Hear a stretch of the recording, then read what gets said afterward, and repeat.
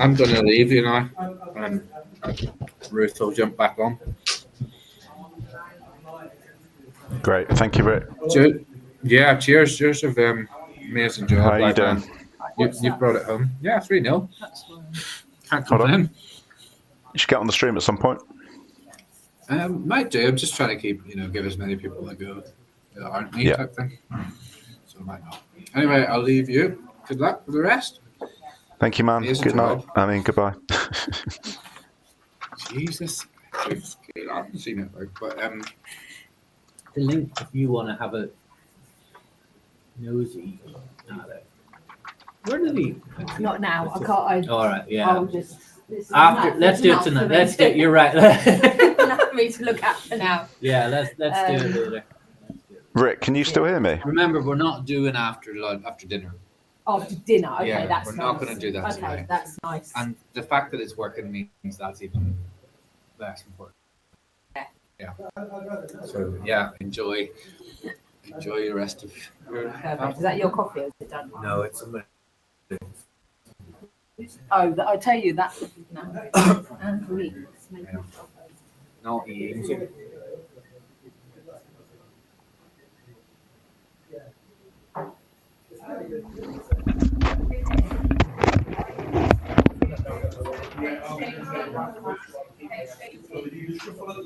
Yes, that's right. Yeah. How did you know the time?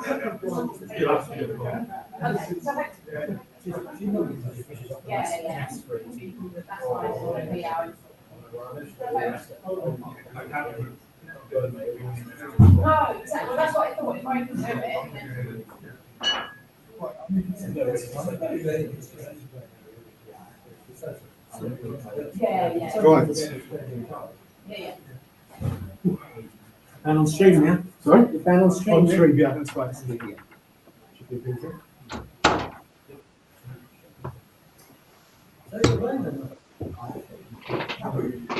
Sorry.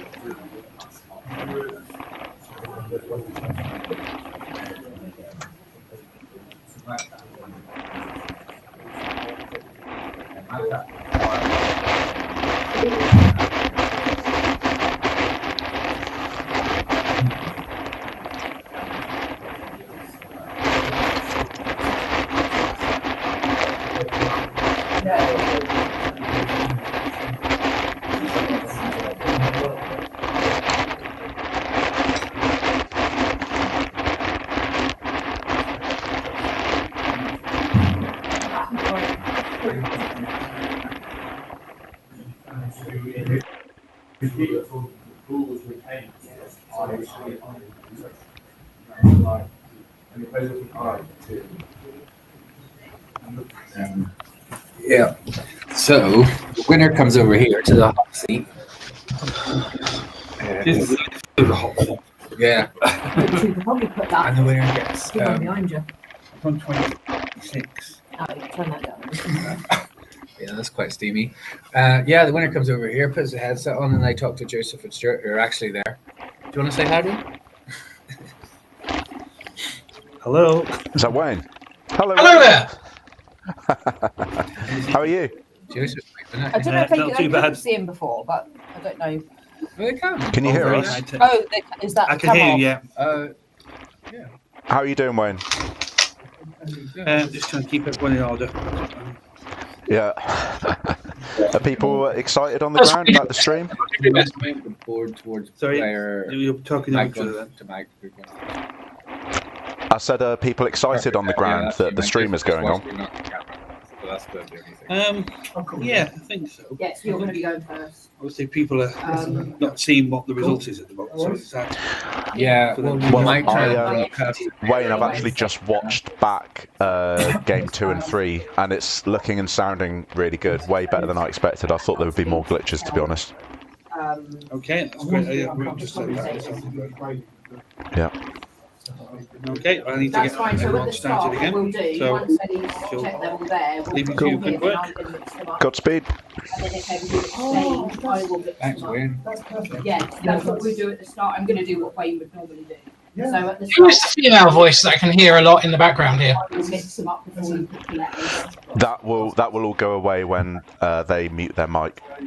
Oh, really? No bags, just. You'll be a whiz at it. And then, yeah, if you exchange, just say how many.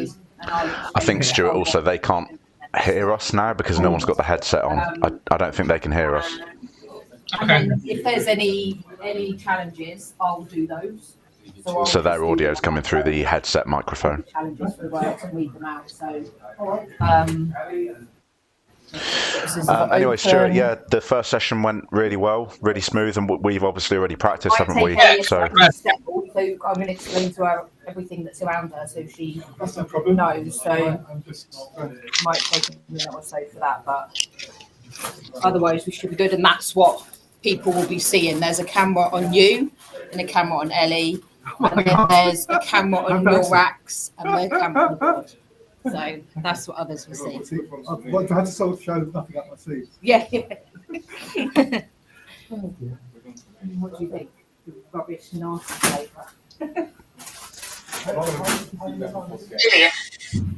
Something you sort of like streamline it, or is there any sort of you're sort of all pretty much? Is it going to be like as is?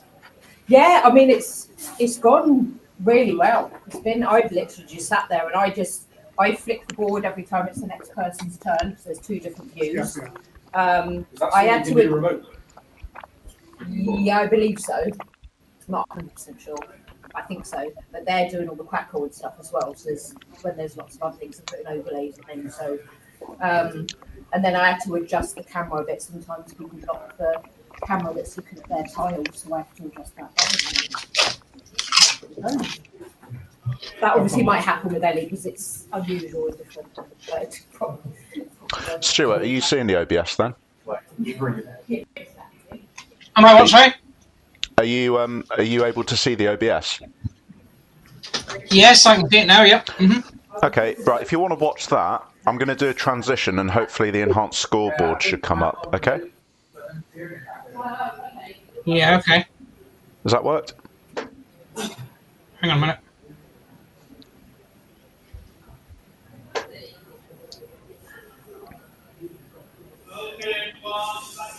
The enhanced scoreboard that I'm seeing at the minute shows Harshan number 1, 21-6. No, that's nothing like. Oh. On the OBS? Yeah. Oh, okay. That's very weird. I'll do it again. So, are you now seeing the intermission screen?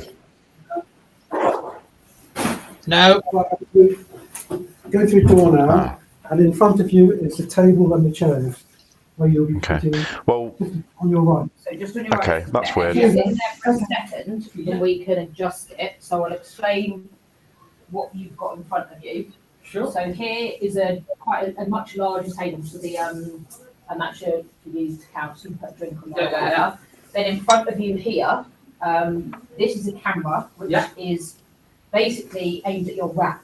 Okay. So you've got to try not to knock this, but you Okay. can come forward to this Yeah, table I and will once you move can my feel, chair a bit. feel the edge of the table and come in close until you're comfortable. Yeah. Because your board is on this table. So then you've got a table to your right with your drinks and stuff. Yeah. That makes Gotcha. sense. And then that's Okay. the board. That's going to be a reach to the far side. Yeah, it's a bit of a reach because you've got this camera. Exactly. Now what I might do, the rack stays there, so that's stuck down. Yeah. Um, I'm not going to check how the tiles fit in the rack. Yeah. Have you got in here? No, I don't think so. Okay. I might have to be a bit careful with that. But all right. Okay, perfect. Then yeah, this is where we'll put the tiles on the Yeah. left.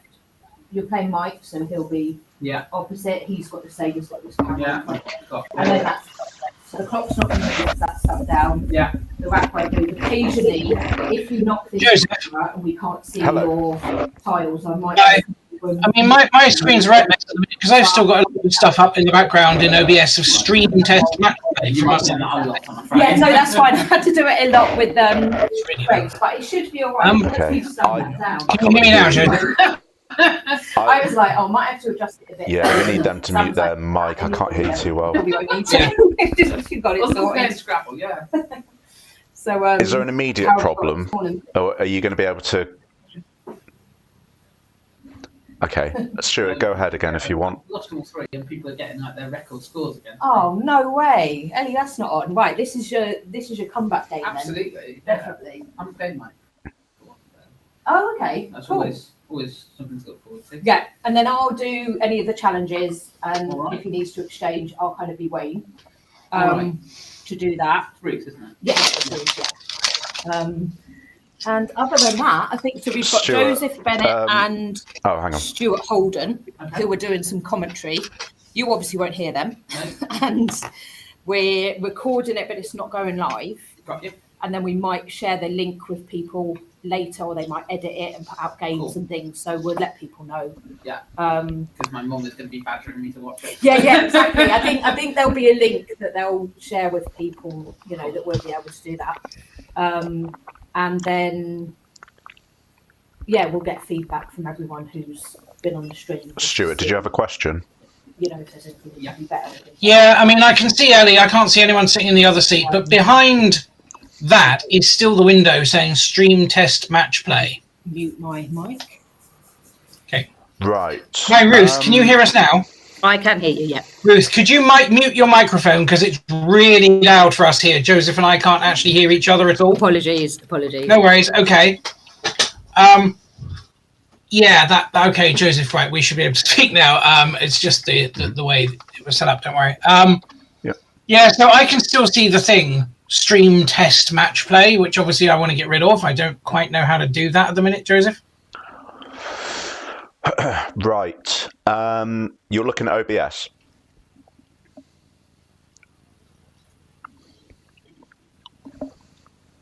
So if I've now transitioned on the live stream, I'm looking at what the audience is seeing, which is the the stream as it should look. Are you not seeing that?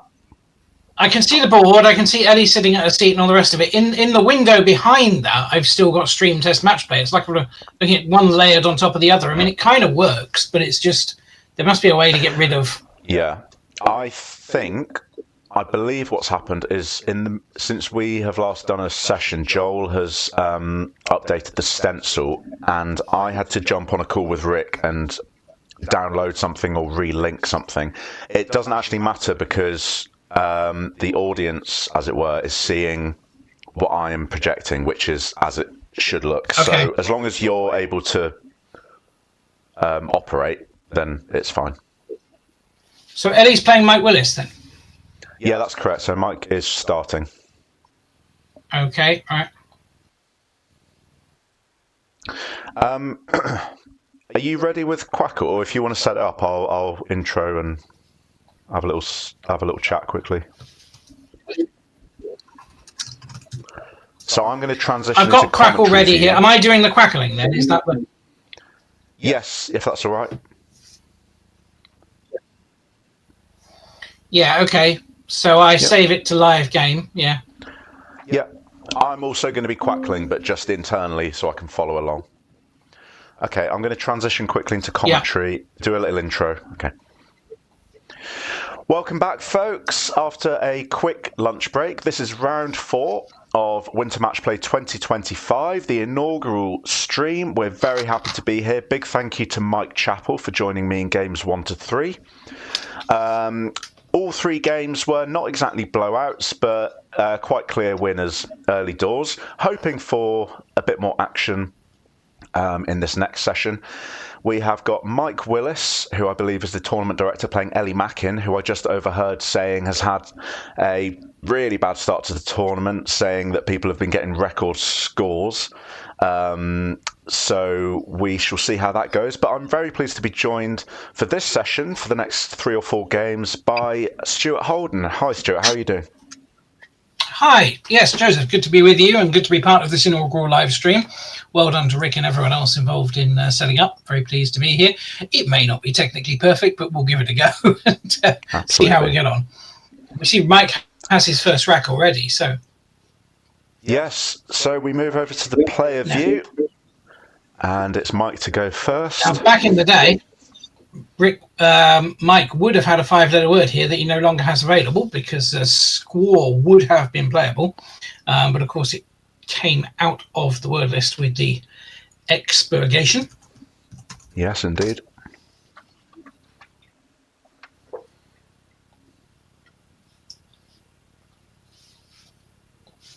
Interesting side note, just to begin with, I see Mike is wearing earbuds. I assume he's maybe got some white noise in there, or maybe even some music or some kind of ambient soundscape. Is that something you've ever tried, Stuart? No, and certainly not. No, I'm not quite sure what the reasoning behind that is. Mike's opted for more here. Now, he did have an obvious 48-point play there, which was Quats, but it leaves a rather unattractive MW. He may not like leaving the idea of his initials, MW, because it's not actually a great combination, but more, on the other hand, only scores 16 points as opposed to 48, but it keeps STQU.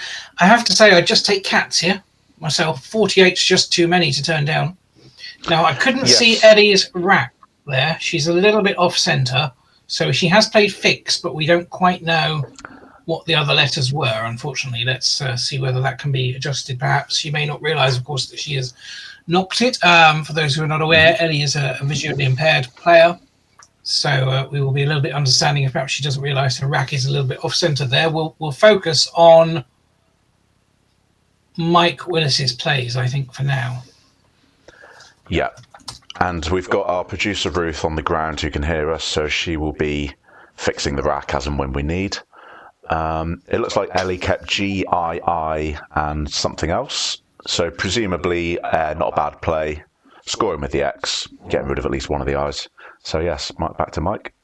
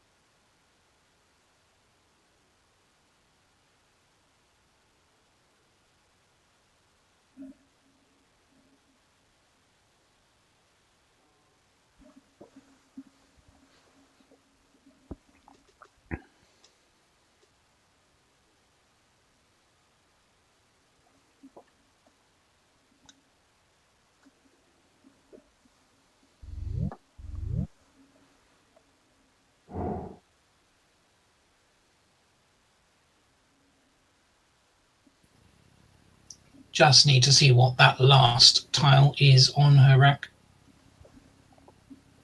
Hi, Stewart. Thank you for taking the reins there. No problem.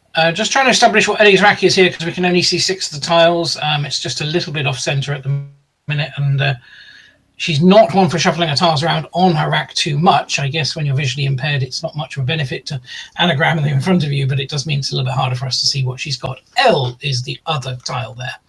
So CHILNTV, Ellie's rack. She's gone for lunch. Can't blame her. It's never too late for lunch. That is the highest scoring play that she has available there. For rack leave, she could have considered playing Vint and Morn instead, which would have kept CHL, but personally, I think there's absolutely nothing wrong with lunch in that situation. Mike, double tiles here. Double E, double O, NRS. Never really what you want to see. However, he has now got a playable bonus. And it's a tricky one. He needs to look along the bottom row. Joseph, I just check you can hear me there because both yours and Ruth's camera off. Okay. Yes, I'm here. So yeah, there is an 8-letter play here off of the H, and Mike unfortunately is missing it. He could have gone for honorees. HONOREES was the play there. If you don't spot that, then ditching OE on VO is a pretty reasonable alternative just because it undoubles your doubles, and ENORS is a pretty solid rack leave. But honorees was the play. Stewart, do we know, without me having checked, whether bathing takes the S? Once again, we can see 6. Yeah, while you were off stream there, we didn't establish bathing does take the S. Mike kept an S with Irva, so Irva's or Varus would have scored him 42. But as I said at the time, you weren't with us. ING S words are the bane of Scrabble players' existences, knowing which ones take S and which ones don't. Still trying to establish what Ellie's rack is here. She has gone. So Ellie has changed IIV. Oh, okay, right. Yeah. So we're back to Mike with presumably a fairly straightforward play here. I doubt he's got anything better, unless, of course, bathing takes the S. Bathing, absolutely, as I've already said, does take the S. So yes, that would be a massive play for Mike if he knew the S. Yeah. I'm just. Do you think in this position he should have just punted on it? Well, it would have been massive, wouldn't it? It would have been massive.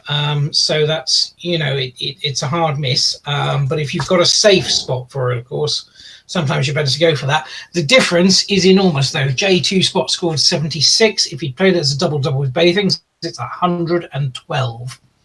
So that is a huge difference. He did have a couple of other spots as well. Max and OW would have scored him 3 points more for 79.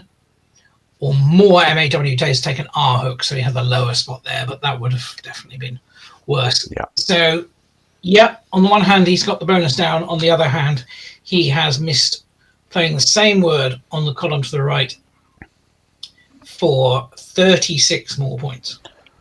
Stewart, just as a side note outside of commentary, are you saving the live game? I've only just realised we've still got the score from the previous game, actually, so I didn't notice that either. Apologies. Yeah, now is that now updated? It might take a moment.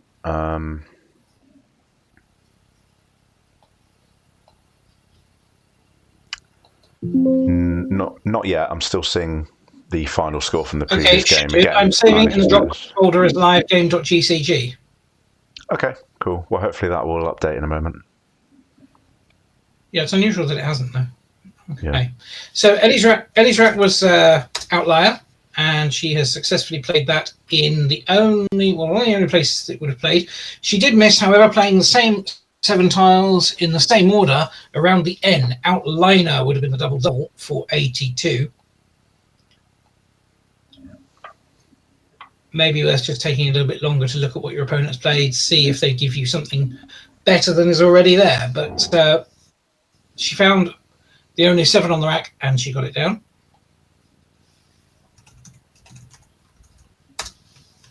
Joseph, do we have a score update yet? Is this updating correctly?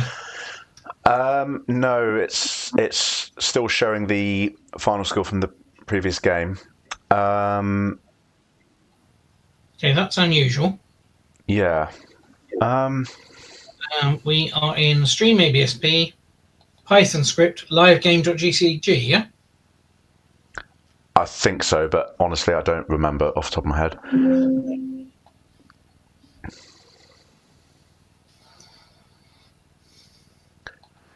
There's actually, I mean, to state the obvious, no one is actually watching this. So if you want to take a moment, and it doesn't matter if we don't speak.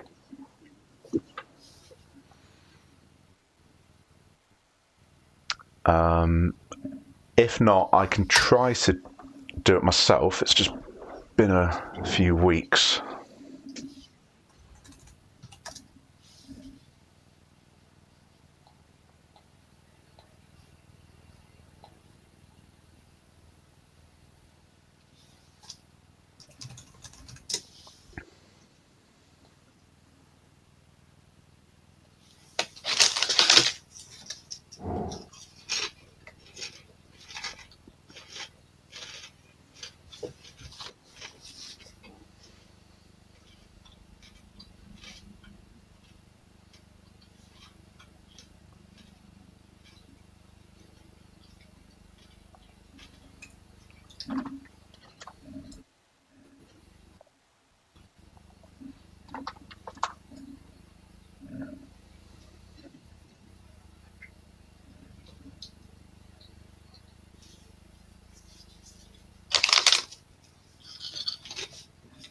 In the meantime, I'm keeping up with Quack on my end, so we can at least be on top of the game.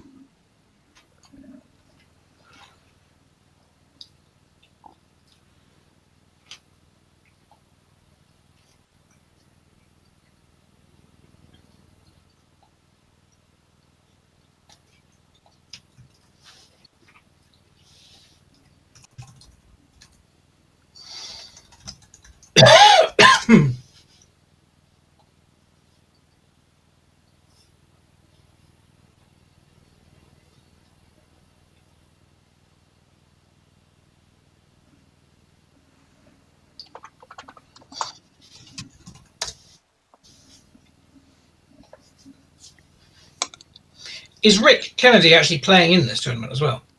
Yes, he is, yeah. Right, okay.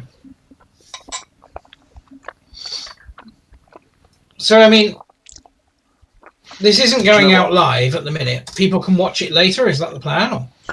That's correct. I think, yeah, I think let's just carry on commentating. We'll just have to ignore the score. But we're both seeing Quackle, so we know, so we can just treat it as a practice round, then we can probably speak to Rick in the interim. I'll send him a message right now so he knows when he next looks at his phone. In fact, I'll just tell... Ruth can probably hear us. Ruth, after this game, we need to speak to Rick so that he can jump on and help Stewart with the live game GCG, please.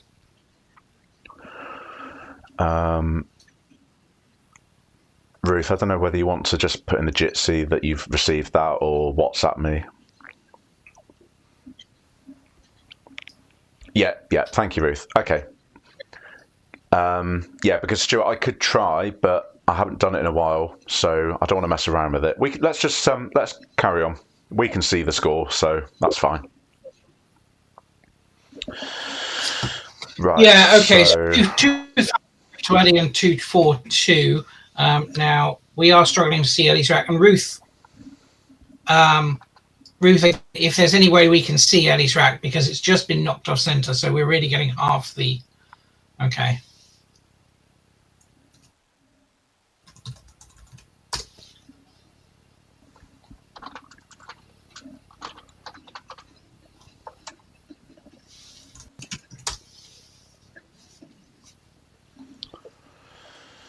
All right. So Max, Mike then 35 points behind at the minute, 242 to 277. However, he has got a strong rack here, and Adieu takes the S for Dairies or Diaries, which will play down the right hand side here. He's going for Dairies. I can't see the remaining tiles now. I don't know again if this is a problem at my end. I don't have the remaining tiles, or I think score that's just update or related anything at to my the. side. That's just related to the GCG problem, I think. But we should be able to sort that in the interim. I don't think that will be a difficult fix. It is interesting to note here that the Q and the J are still to come. Now, with dairies or diaries, you've got the option of either setting up a Q spot, but it's one that wouldn't take QI, which is what Mike has done, or setting up a potential J spot by playing diaries instead. Oh, the queue has gone actually with quota. Crude Q has gone, of course. So, in fact, yes, that makes, you're quite right, that makes it safe. My apologies. The J still to come then. That would have been a dangerous J spot if he'd played diaries instead. So, diaries looks like the correct play there. And in fact, we do see Ellie sitting on a potential Z bomb there. So, yeah, Mike has avoided that well. Yeah, absolutely. The J and the Z, yes. Yeah. This is so much harder to do when you haven't got the tile tracking in front of you as well. Yeah. Of course, the Z is still to come, and indeed she has it. So now she held there and she did eventually challenge. Now we presume that she is, of course, challenging. Adieu, taking the S, not dairies. She will be disappointed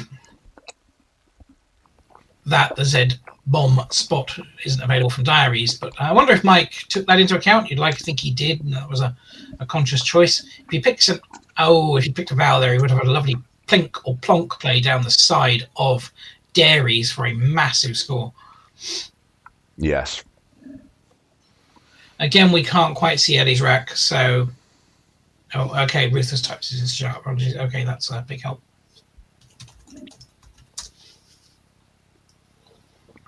So she has a massive score here, and it is very, very difficult to spot. Diazo is 52. You would think that that's the best scoring spot, but there's an incredible play here down the side of Muna's of Azlon, A-Z-L-O-N, would play parallel to the first 5 tiles of Muna's for 63. Very, very hard to spot. Zo, Lobi, Eni, and Ni, as well as Am at the top. For 63, I think that is what you would call a forgivable miss. Yes, absolutely. Diat, so perfectly respectable here. This is a great game. This is really what we were missing in the first 3. This is back and forth, neck and neck. Yes. And now, my understanding of the score at the minute, sorry, Joseph, is that they are absolutely dead level now. I'm wondering if Mike did. Is it 5-point penalty? It is, isn't it? Yes. Okay, yeah, so Mike would have got 5 extra points for dairies. So let me just... So I have it as correct actually 5 points ahead as well. Yeah, totally. So I think fair to say Mike's worst, most challenging rack.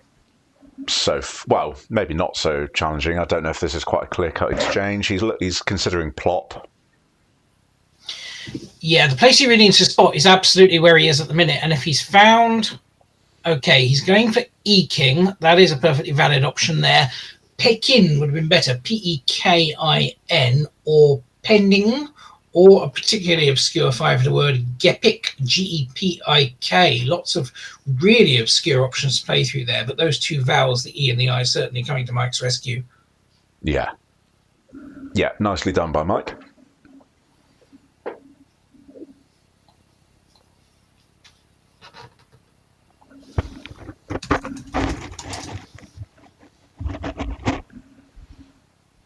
Tricky options for Ellie here. There's nothing really good with this rack. D-E-L-N-R-S-T. Quackle actually favours, unbelievably, sticking the L on Fovea for just dropping the L on Foveal Lax for 20. Actually, not a bad option here. Very hard to spot that. Or to think of that intuitively. But of course, the strength of that play comes from the D-E-N-R-S-T leave. Then again, it must be said, not many vowels left. So you'd really want a vowel pickup, and that's not a good play for vowels at all.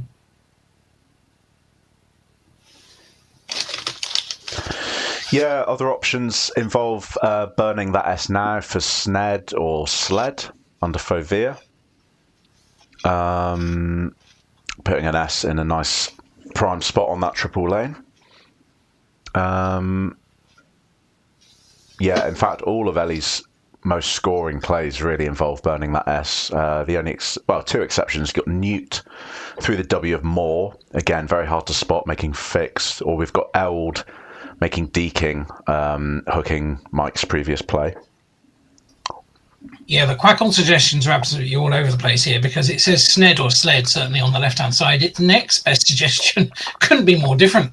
Playing Nod, L-O-N-O-D, just through the Ophobia for 6 points. Not even Lod, but Nod. And that's a Quackle Championship player.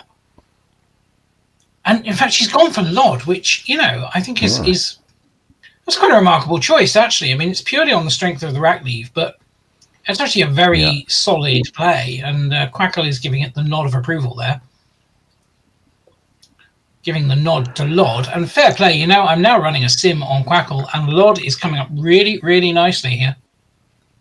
Yeah, very unintuitive play from Ellie. I don't think it's one I would have made, so yeah, very, very interesting, impressive play there. Mike exchanging, I believe that's the blank he's leaving.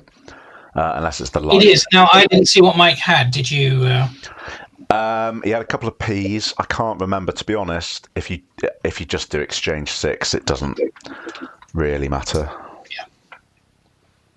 Yeah. I don't think he had any vowels, so almost certainly the right decision there. Can we see now? If Ruth can tell us Ellie's rack, that would be great. I see oiters, and then one more. Yeah. Is it Stonia? Is it? Oh, it is Stonia. It is Stonia. Okay. Now, according to my selection, that can't be a rack because it contains letters she can't have. This is confusing. Okay. Yeah, I've had the same message actually, which is very weird. Okay. Now, why has that come up? It's because according to this, there shouldn't be an S left. But there is. Huh. That's weird. Have you input the blank N for bathing? Yeah. Now, this is very strange. Very weird. Very weird. Okay, so anyway, I'm sure that will become apparent soon, what's happened there. But meanwhile, we go to Mike.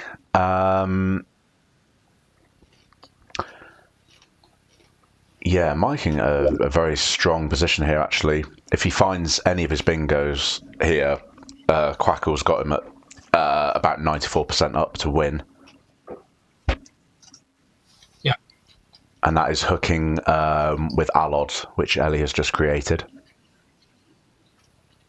And of course, the strength of that play is it just completely kills the board. I mean, arguably, the Alod hook is essentially the only lane left other than that very weak face value lane through the T at the bottom. Yeah, absolutely right. Yes, it's pretty much a dead board after that. Yeah, it's next bingo wins, really, because Mike is 4 points ahead. From what we can see of Ellie's rack, it's very strong. However, assuming Mike bingo's here, those letters aren't going to do Ellie much good at all, unfortunately. No, she has pelters, but that's not going to help.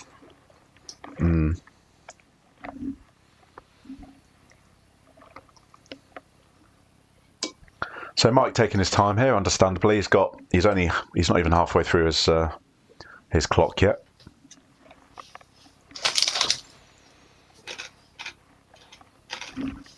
Wow. Very curious choice by Mike here. I mean, he must know a lot. It's always been in the word list. Playing a bonus there would absolutely kill the board, but he's gone instead down the bottom with greatest. Yeah. Not the greatest option he had available, but it does the job. It only scores 60. He could have had 69 at the top and killed the board at the same time. So that is a miss. We have to point these things out. It is a miss. And it leaves Ellie with a playable bonus of her own, because one of the anagrams of pelters is respelt, and it plays with plod. And were Mike she to has get emptied down. the bag. Yeah. Right, so if Ellie were to spot respelt, with Plod, it wins the game, and Mike would kick himself, I have to say. That is a poor miss to not play the play with a lot. That bonus line that Ellie now has available to win the game outright shouldn't be available. Producer Ruth, if you could... Oh, thank you. Yeah, I was going to say, if you could flip the board for this absolutely vital play. Now, of course, watching Ellie play is unique because you can see reading the board, as it were. So we know that she's felt up at the top of Lod. In the moment, just needs to recall the P hook. I mean, I didn't even think of that. I was thinking only about the Alod hook, just with that being the most numerous hook for it, with the A. It is literally just do or die at this point. So yeah, it's 100% dependent on the outcome of this particular play. You know, she needs to really take her time. She's got 11 minutes left. As a matter of interest, and I don't know this, how does Ellie know how much time she has left? Is she able to ask her opponent to tell her?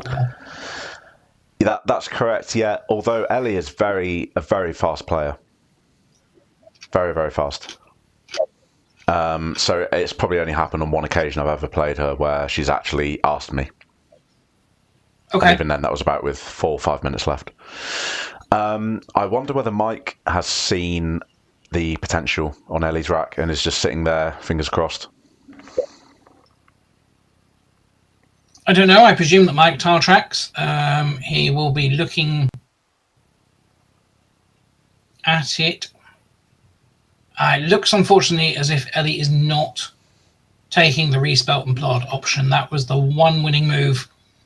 It was, as you say, do or die, all or nothing. Yes, yeah.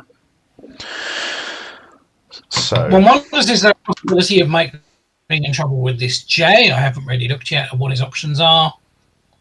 Ellie takes pre, that still leaves. Yeah, Quackle's saying Mike has only one guaranteed win here, and only 3 plays that are above 50%, and the rest are losses. So Ellie has given herself a chance still. Well, of course, always, even if it's a losing position, give your opponent the chance to make the mistake. That being said, Mike has found the single play that's 100%. Yeah. So he's just about pipped himself over the line.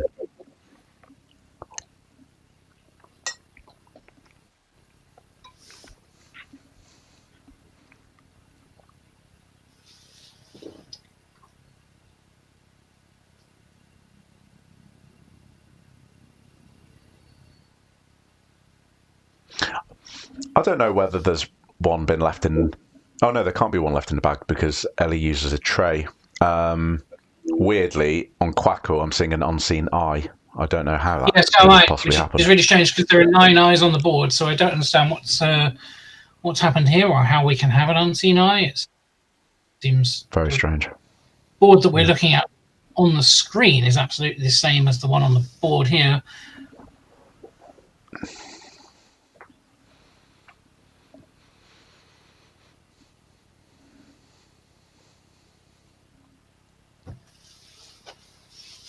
Yeah, something very odd going on with this. I don't understand it at all.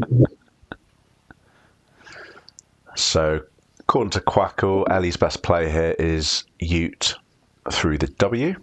Are you having sled? Are you having Ellie as having ELST? Yes. Okay. Yeah. Very, very peculiar there. Luckily, it doesn't affect the outcome of the analysis or the game. No, I'm really confused. I think this is to do with forcing it to understand that Ellie had Stonier on her rack earlier on, and therefore it's insisting that there is an eye still to come when there isn't. But I really don't understand what happened there with the Quackle. It just doesn't make sense at all. Mike's best play here, ironically, is Plod or Clod at the top. The hook that Ellie should have made use of herself. He is 35 points ahead, according to my scoreboard anyway. So he's just going to squeak out the win here, eking out a win, you might say.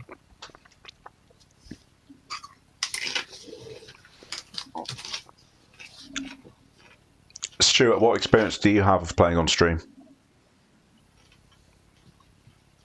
None whatsoever. Ah, no, same. Absolutely none. When I played the last World Championships, I played 2011, and I played a game against Nigel Richards where annotators were sitting next to us writing down our racks, and they were then broadcast onto a click-by-click play through the game Right. system. Right. That is the closest I've come. I've not actually played on a camera.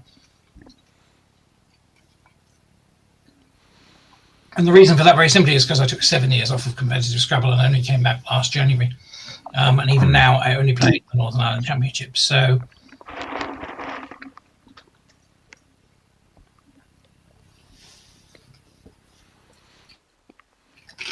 Great. So Ellie just closing out the game here with a T. Let's see. Top score in play is a humble 3 points, making TO at the top there. Be hoping for more for your T. yeah. Yes, really, 3 is one of the lowest scoring out players that's possible, really. You'd expect to get more than that, but no, it is just 2. That's the best option, TO. And she spots it. And fortunately, she's played it in the right place next to the correct O. Well done, Ellie. The only 3-point outplay available. Not quite enough to win. Then Mike Willis wins this one 4-3-9 to 4-1-2. Great. And remember, Quackle does the American doubling, so for our purposes, it will be minus plus, which makes it always slightly trickier to do in your head. Yep. Plus, our Quackle, of course, is assuming some phantom eye somewhere. Yeah, this is unusual. Don't know what's happened there. I need to nip upstairs and give something to my daughter. I'll be back in just a minute. Okay. So, yeah, congratulations to Mike Willis. Very closely fought game. Well played by both players. Very well fought by Ellie. Yeah, there was that crucial juncture right at the end, almost there, with that with the plod hook. Just to recap, Ellie had the Pelters rack and one only winning play, which was respelt, making plod actually onto the LOD hook that I think she had that she'd played 2 turns previously.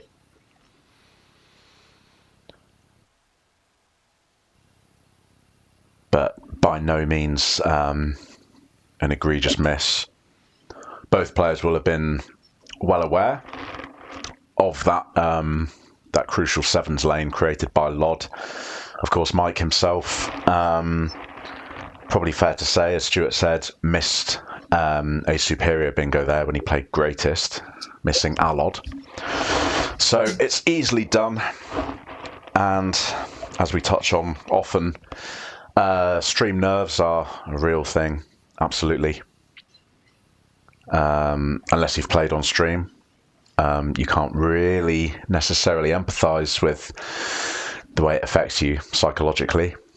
I mean, I speak as someone who has not played on stream himself, but I've watched enough streaming and heard commentary and analysis from all of the greats who have played on stream. So, as ever, absolute kudos to anyone who puts themselves forward for our viewing pleasure and analysis. So yeah, now we're just going to be waiting out. I imagine we will have a quick chat with Mike to get his take on the game and see how he found that. I'd be curious to know whether he was just temporarily blind to the Alod hook. Yeah, it was a miss that should have been costly at a higher, the World Championship, Nigel and Adam Logan. That would have been a game-losing mistake. Here, you could say he got away with that one, really, because he should have spotted a lot. There's no doubt about that. And it gave Ellie a potential win, but not an easy one. So that will be one that got away for her. Yeah, absolutely.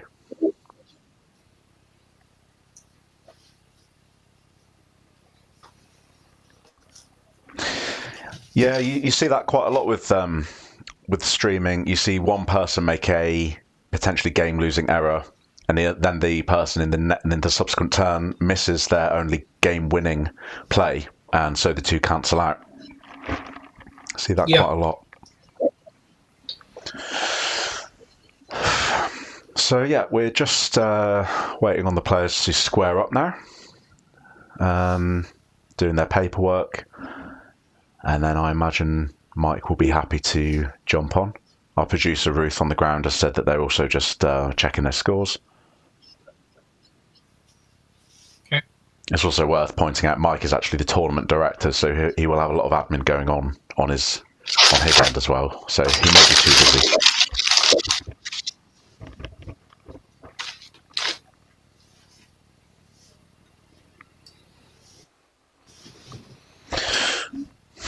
Right, Stewart, I'm going to come out of commentary mode for a minute and just be normal, just to save some energy. Still here, and I'll keep the stream going. It's I won't stop the stream. It's more effort just to stop it and start it again. Yeah. But that was really good. Yes. So, Ruth, if you can hear us, just to remind you, we need to grab Rick if at all possible.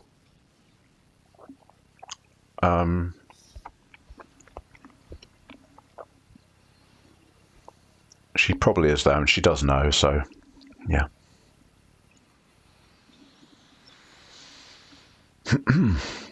How was that for you, Stewart? All good?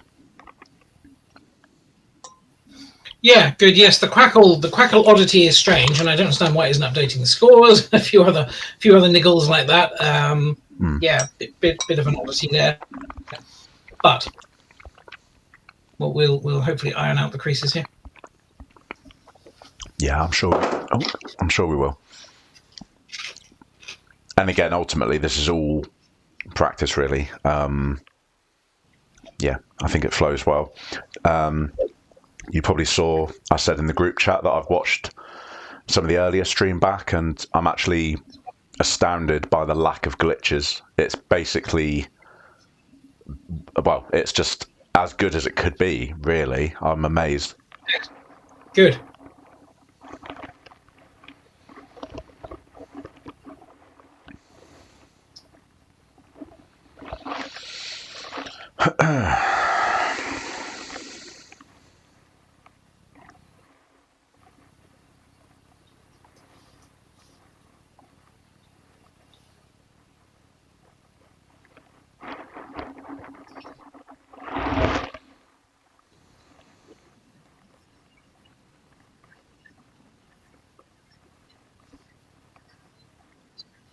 Mike, can you hear me? Yeah. Yes. Yeah. It's Stuart Holden. How are you? Yeah, doing good. Yeah, a bit ring rusty. Good. Well done on the win. We weren't too scathing. Don't worry. You know, it's hard when you're on the live stream, and you were solid enough. My brain stopped braining with Allod. I just sort of suddenly thought, oh dear, is it A-double-L-O-D? And I just thought, no. Yeah, and you know, you had a lucky escape there because Ellie actually had a win. I heard. Yeah, her would have played there. Hard to know about the INGS words. They are, of course, the bane of the Scrabble world. Bathing does take an S. Yeah, I knew that. Yeah, so Mooners would obviously have played for 112, not 76, but it's just hard to be sure if the S hooks, you know, on the INGs, isn't it? So. Sorry, which one? Mooners. Oh, for goodness sake! Oh, that was just stupid base. Oh my god. Yeah, and I didn't even look at it. That's the strange thing. Oh, okay. Well, not to worry.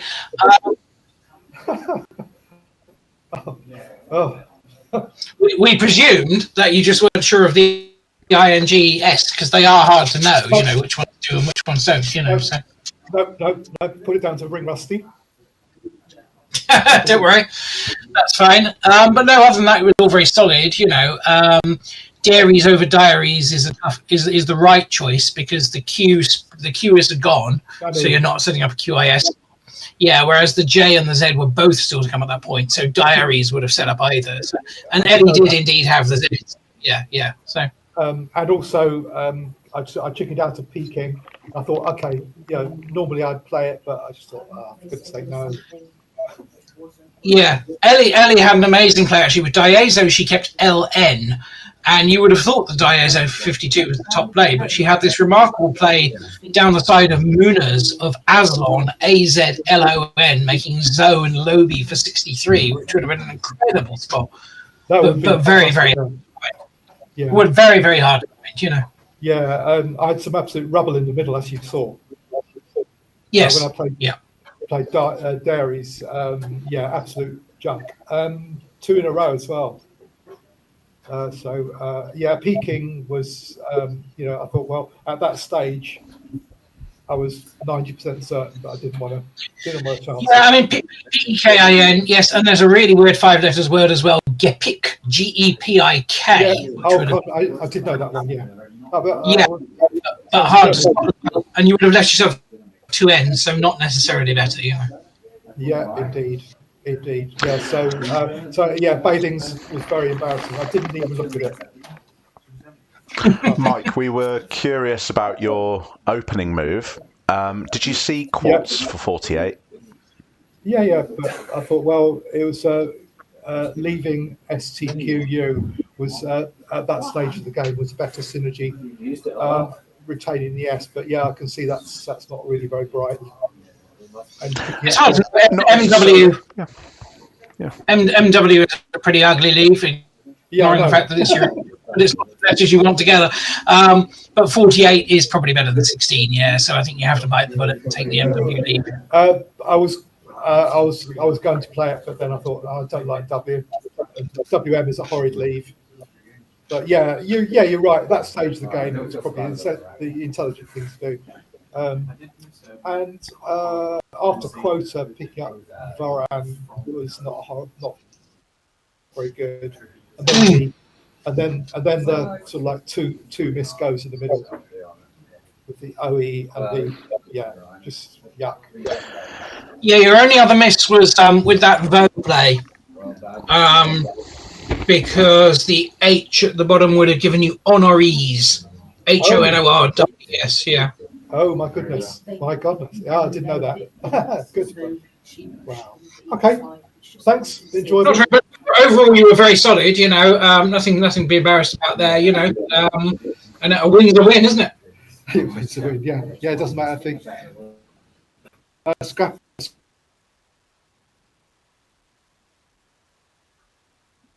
Scrappy goal is. See ya. Thanks, Mike. Cheers. Bye. Thank you, Mike. Sorry? Yes. Don't put water on the Thank you. Did you enjoy yourself? Yeah, it's wonderful. It was just embarrassing. The riches? Absolutely. So I have to answer something. Sorry, guys. Yes.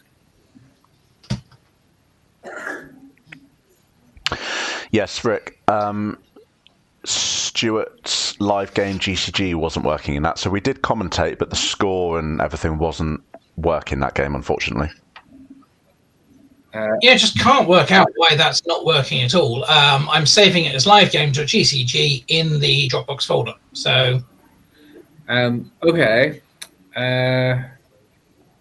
Let's see if the script is maybe not working again. Have you PowerShell's just minimized? Right. PowerShell is minimized. Yeah. Can you open it up? Just take a picture or share your screen of the error messages. Maybe I was too blithe about the error messages. They may have been different error messages than the ones. I'm going to send it to you on MSN Messenger because. Do I have that? What is that? Messenger, of course you do. Messenger, Facebook Messenger. Sorry, Facebook Messenger. Sorry. Yeah. Stewart sent you a photo.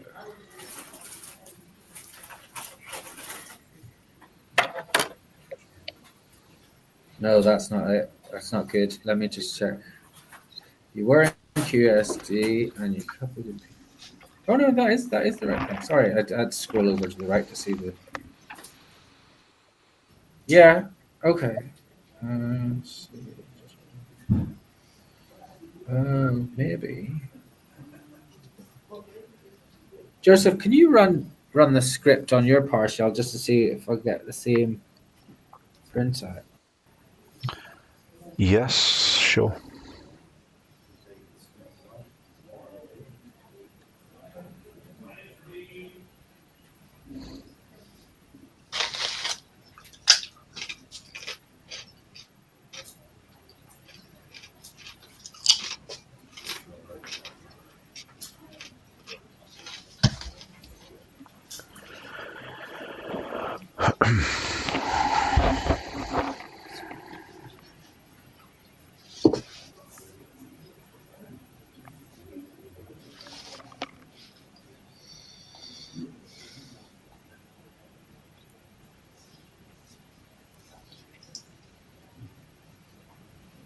You just copied and pasted that, Stuart, didn't you? Yep. Can't be wrong there. It does show syntax warnings. While Joseph's doing that, so you started a new game. Let's just be like straightforward. Yep. And you immediately went to game and save as. Yep. And then did you browse for live game or type live game? I browsed Yeah. the you Dropbox, stream ABSP, Python script, livegame.gcg. No, that's not the file you overwrite. Okay. That'll be what it is. All right. Okay. So, start a new game in Quackle.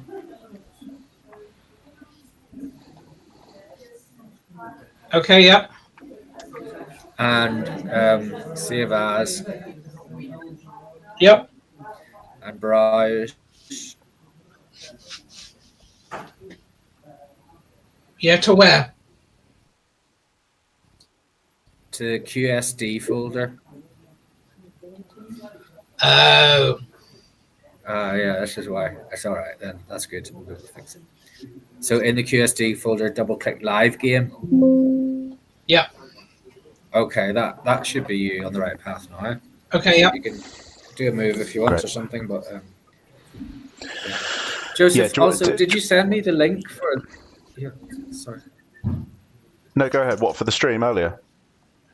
Yeah. Yes, Rick, I WhatsApped you because you said you had WhatsApp on your PC, so... I do, yeah. So which chat? Yeah. My one personally?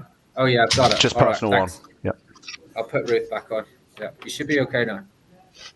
Rick. Rick, have a look at the stream. Yeah. Where is the stream? I can't look at the stream. Stuart's asking me a No, question. have a look at... Okay, go ahead. All right. My OBS chat on my OBS stream is a real mess. I've still got in the background of my window. Game. I mean, Sorry, Stuart. Go ahead. I've still got in the background here stream test match play from when we did that, and another window kind of like plonked on the front of it with the stream of what I'm broadcasting today. How do I get rid of all the stream test match play stuff? Sorry, where's the stream test match play stuff? I've still got you and Ronan showing in my. Yeah, Stuart. Don't worry about that. That you're not broadcasting. Okay, but like none of the scores are showing up. Do you have a 26-point play on the scoreboard at the minute from my test live here? So it won't show up for me. It'll show up for Joseph. So he'd have to tell you. No, I don't currently. Stuart, all of that stuff that says Ronan and all that stuff, that absolutely makes no difference. The Yeah, score okay, should- but how do I get rid of it? So and the score won't.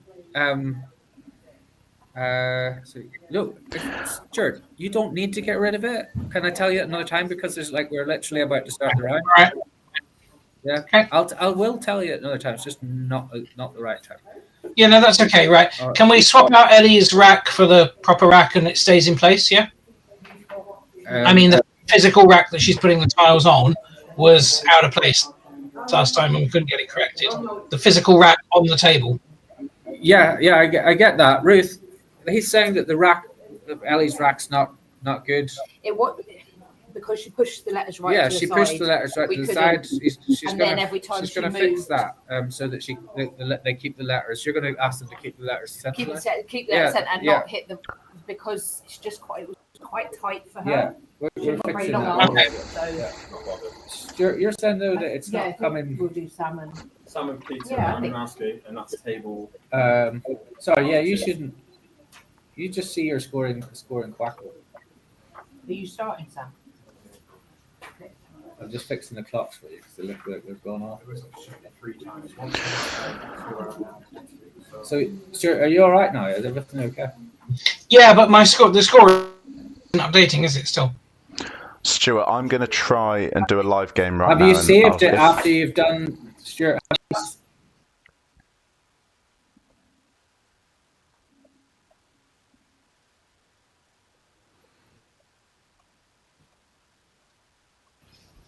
You've saved it after you made the move. Yeah.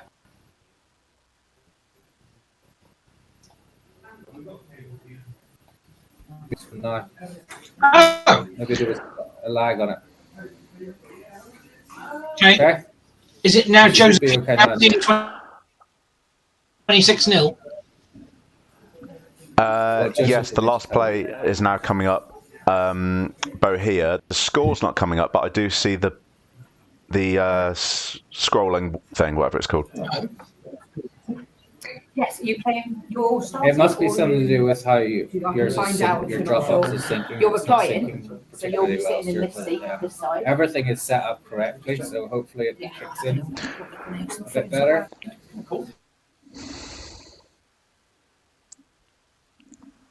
Guys, I'm going to try a quick game just to see whether it works for me. I Then can at least we have it for Yeah. this game. It should be working. It might be just something with the network. Do we know who is playing next and who's starting? Ruth will tell you all that. I'll put Yeah, you so Sam starts.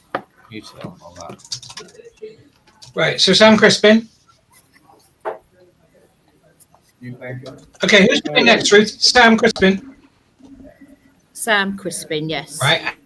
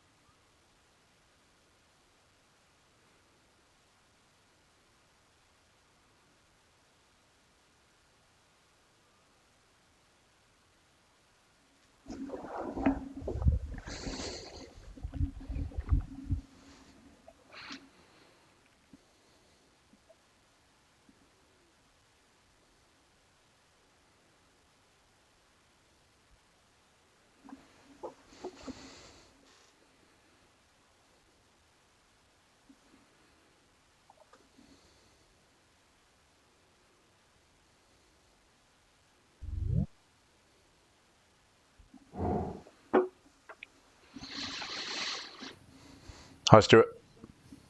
Hi, mate. Right, I am back.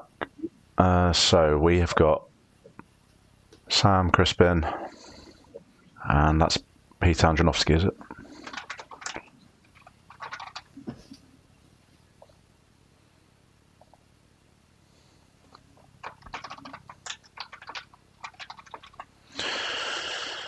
Okay. Stewart, how are you doing with the live game? Because I see mine is updated on the stream. Let's just check here. I've made it 10-0, which is showing on the stream. Okay, so what I've got here is...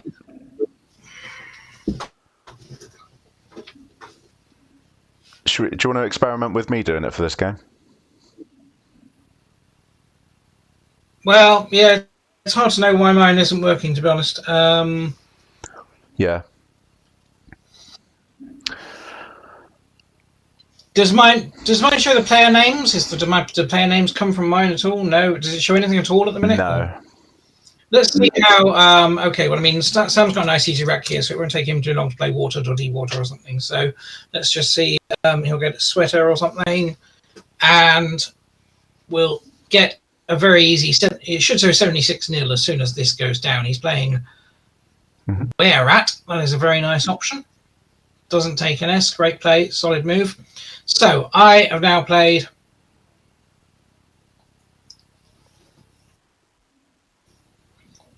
Does the score update for you now, Joseph? 76-0.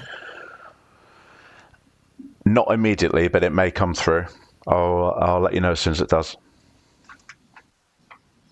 Okay. Yes. Yes. Great. Brilliant. Okay. Is there anything else like rack? Is there anything else like tile tracking, showing, or player names, or anything? Or everything is showing fine. Yeah. Just a note for producer Ruth. I've got a message on here the ground saying that you've changed the Dropbox Live GT. Yeah, that was a minute ago. Don't worry. I've got a That's message just come here. through. Right. Yeah, it's all good. Yeah, message for producer Ruth on the ground. The clock cam has been budged slightly, so if you could fix that, please, that would be great. And also, just welcome back, everyone. This is round 5 of Winter Matchplay 2025 in Milton Keynes, England. I am joined again by Stewart Holden, and we are watching up-and-coming Sam Crispin versus veteran Piotr Andronowski, who I've never actually had the pleasure of meeting or playing. Are you familiar with these two players, Stewart? I've played Piotr a few times on ISC. I think we've played perhaps once live many years ago.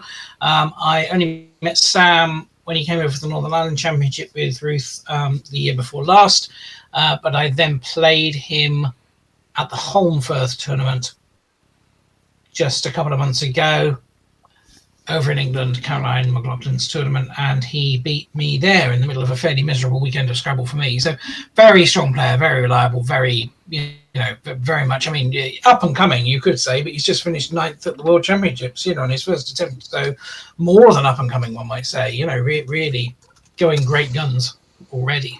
Absolutely. I believe Sam is only 17 years old, or he's certainly no more than 18 anyway.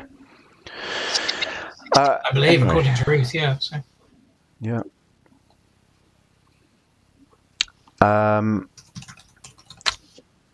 So, yeah, Peter with a clunky rack to start plays Go. Probably not too happy to be blocking up all those floaters, but with a surfeit of vowels, that looks quite reasonable. What do you make of that, Stewart? Yeah, Ergo was a pretty solid play. I think I might have preferred Ego in the same spot to keep the R personally, but Ergo is solid. Sam has a really interesting option here. He can throw absolutely everything at it, hang the rack leave, and go for the 4-tile overlap next to Ergo of DEAW, which plays as a perfect overlap, but it scores 41, which is a pretty amazing score from that otherwise unpromising rack. The downside, of course, is the rack leave of ILL, which frankly I think is just a little bit too bad. A more reliable option here, AWL, all in the same spot, making Arga and Toe for 32. Looks to be pretty good, and keeps a far more attractive DEIL combination. Yeah. He's lined up your. Obviously, he sees that it plays. Now, is he prepared to just throw caution to the wind and say, yeah, you know what, let's go for it. Let's take the 41. But ILL could blow an ill wind for him, I think. All, it's almost like he's listening to what we're saying, isn't it? Seen Dior, gone, no, rack loose too bad, don't like that. And he's now lining up the second highest scoring option, or almost second highest scoring option of all, realizing that DEIL is worth the points sacrifice there. And all goes down. He's giving it his all. DEIL could lead to bingo number 2 on the next turn.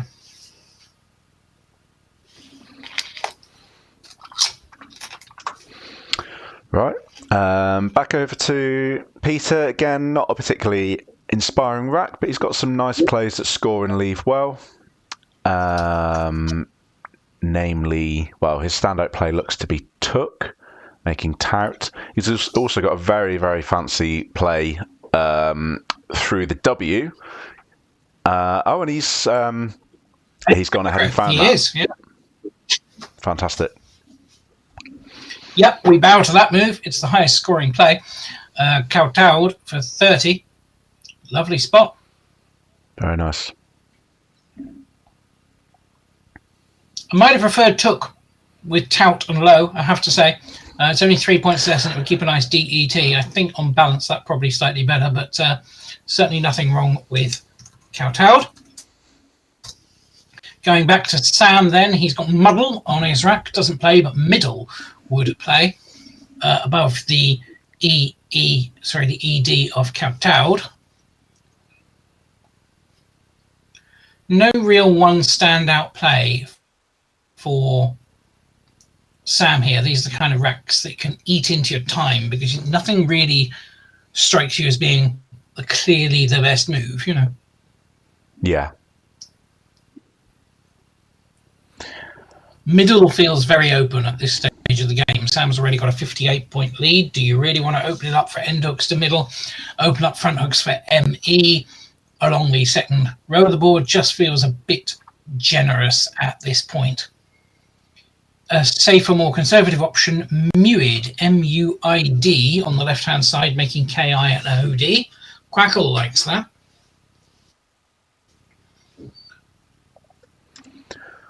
Stewart, just checking, have you been updating the live game? Nope. No worries. No worries. That's fine. No, that's good. That's good to know. No, don't worry. It's fine. This is why we practice.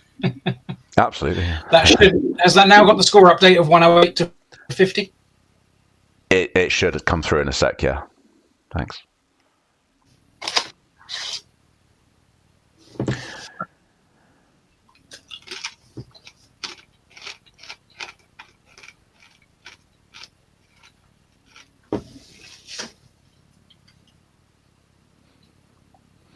Stewart, just going back to Peter, I know he was a big name before I joined the scene. Did he have a hiatus? Do you know? I'm not entirely sure, to be honest. I think so. He's been around for about 20 years, but I don't know if he played consistently during that time. I'm only familiar with him as having played, was it Acquiesce or something against Rob Richland for 300 plus? Oh, wow. Okay. Excellent. Made a Will Anderson video anyway.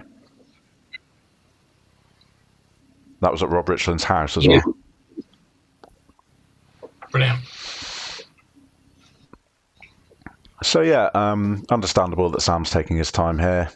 I think, as Stewart already alluded to, nothing particularly inspiring here, but he does have a healthy lead. He's now, he's lined up Quackle's favourite play of Muid, leaving DEL.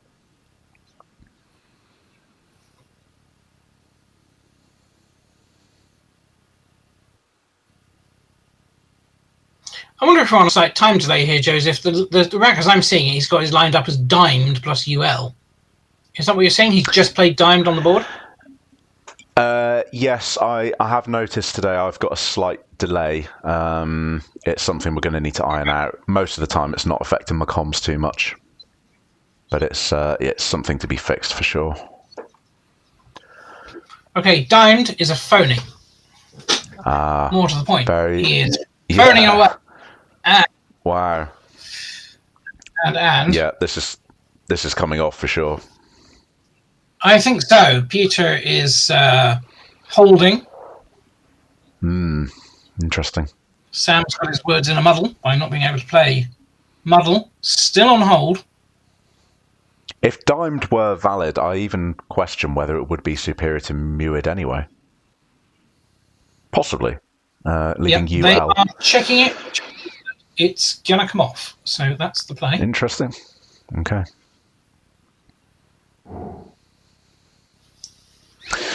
Okay, so interesting swing here, early doors. This is going to give Peter a fantastic opportunity to get back into the game.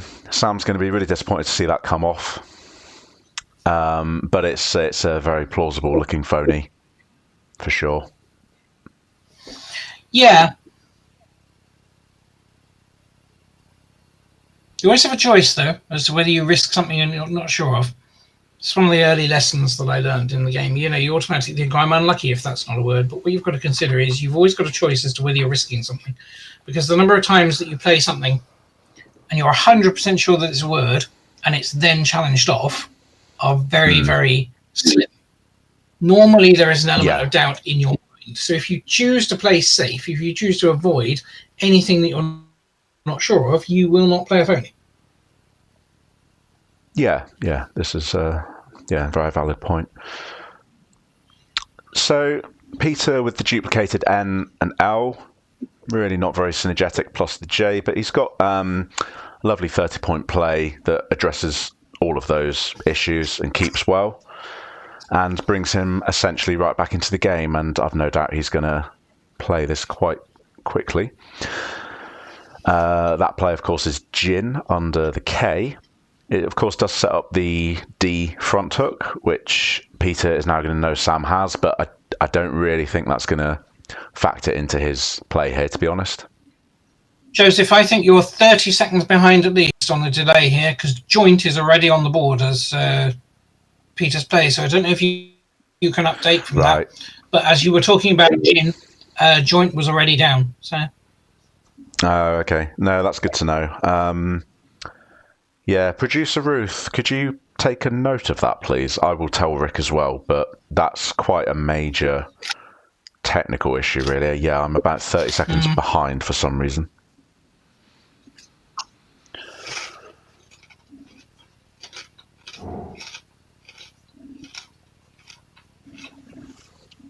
Yeah, Ruth has said she will do that. Thank you, Ruth. I appreciate that.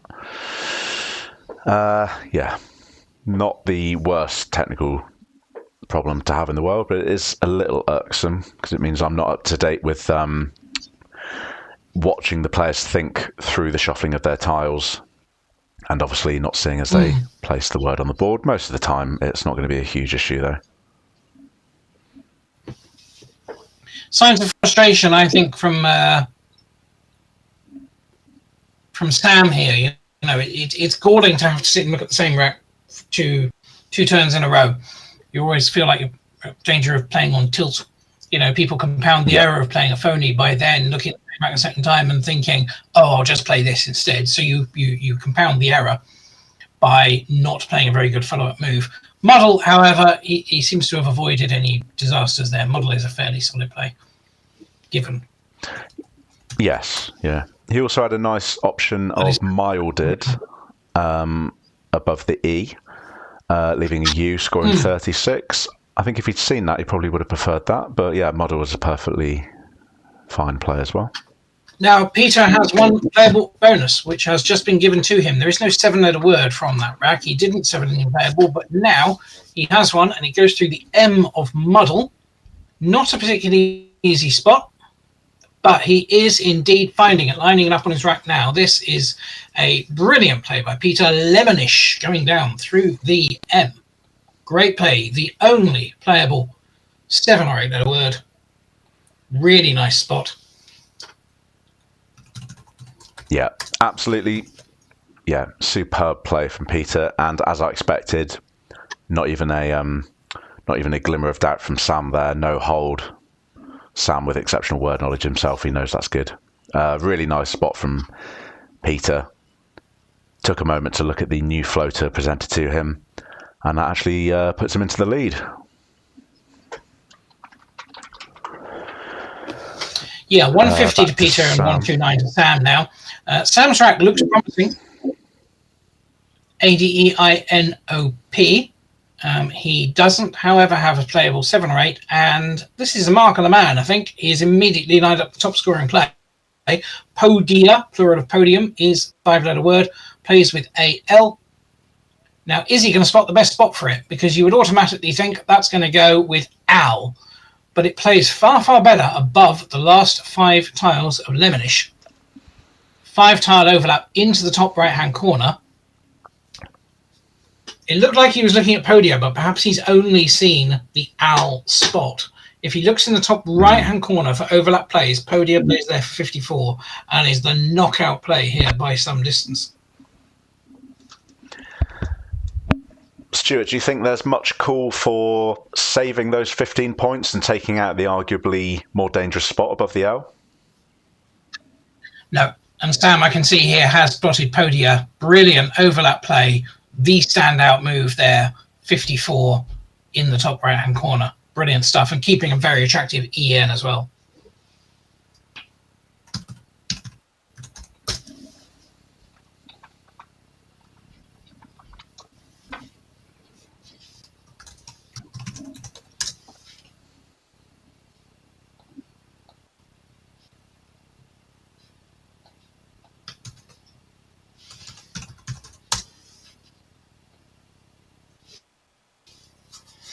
Not many good options for Peter here. 5 vowels, 6 vowels, and the G. The obvious word on the rack is egg, A-G-U-E, playing in the top middle spot, hooking E-L. Quackle says there's nothing better than that.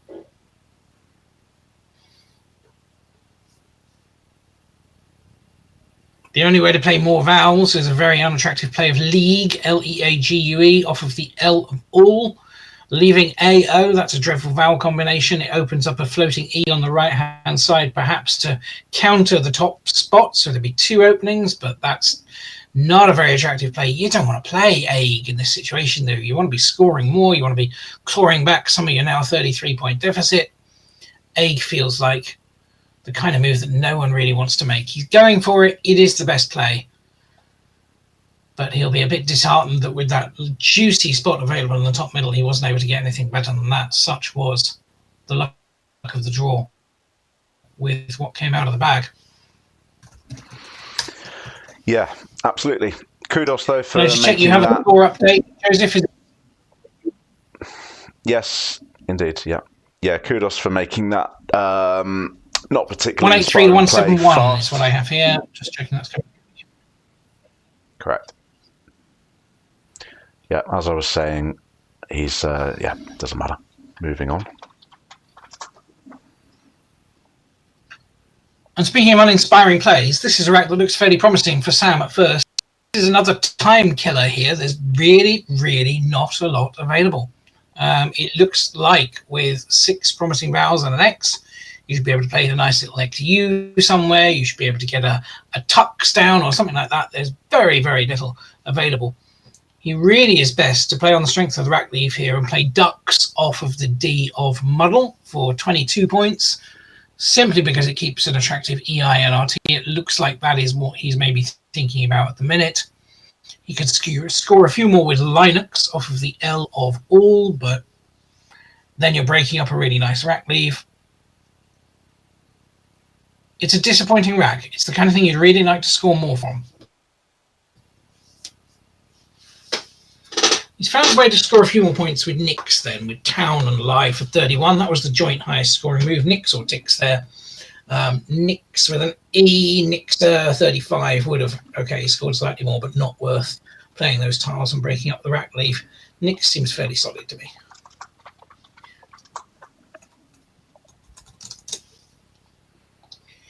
If you've learned your high probability bonuses, you should be rattling through them right now. Looking at Piotr Andronowski's rank, there are 3. They are all going to be in the top 107 playable 7-letter words. Olyria is one that people would really need to know. Aerobia as well, Aerobia. And the newer one that was only added, I think, in the dictionary up to date before last, Air Radio as well, Aeradio. He has gone for Aerobia. That means the blank B. Yeah, but the better option was Olyria. And or Quackle was a big fan of Rioja through the J, holding AE blank on my sim. That was second only to Oliaria, actually. Oh, very interesting choice. Yes. Would you have forgone? So Sam set himself up. No, I don't think so. Not worth it. Not enough points for me. Take the points with Aerobia.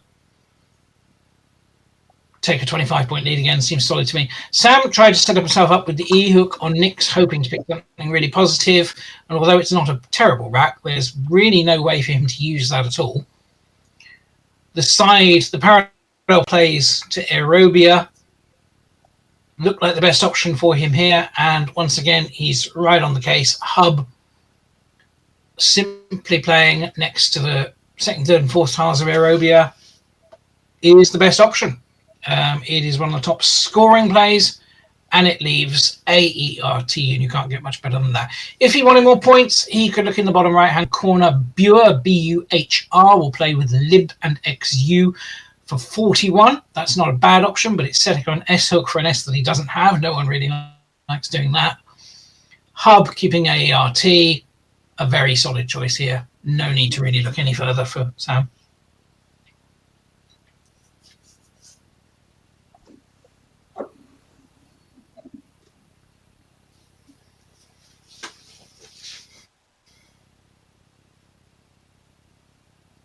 And indeed, down it goes.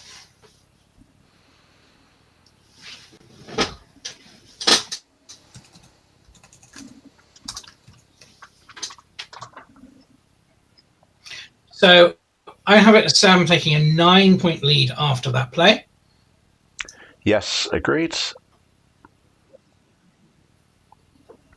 Peter, though, also with some fantastic score and leave options, having drawn into the Z here, he's going to find all of these, absolutely. Quackle's top choice currently looking like Dozy, making DUR one of the new 3s.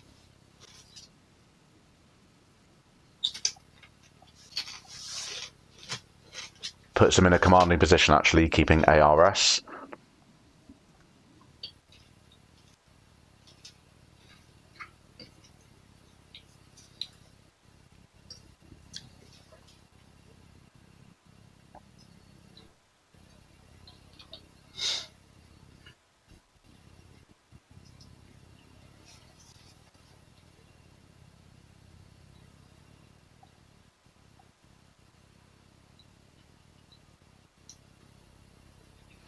Other option, though, is DZO, down to the left of Aerobia, setting up his S, albeit not in the most lucrative of positions, but that's certainly an option.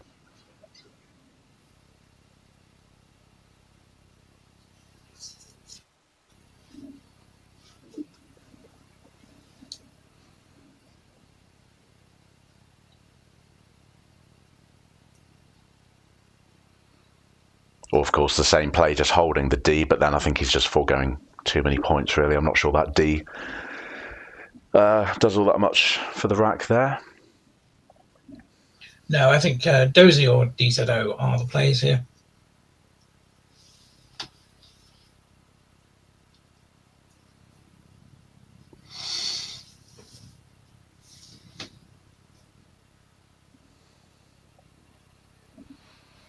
Impressive standard play by both players here. I mean, Peter's Lemonish, the only playable late letter word, great spot.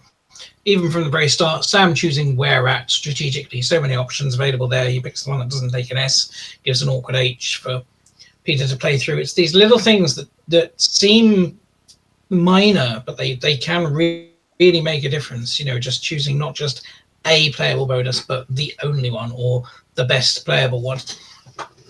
And of course, Sam's player Podia on top, you know, just very, very quickly, intuitively spotted the best play for 54 there.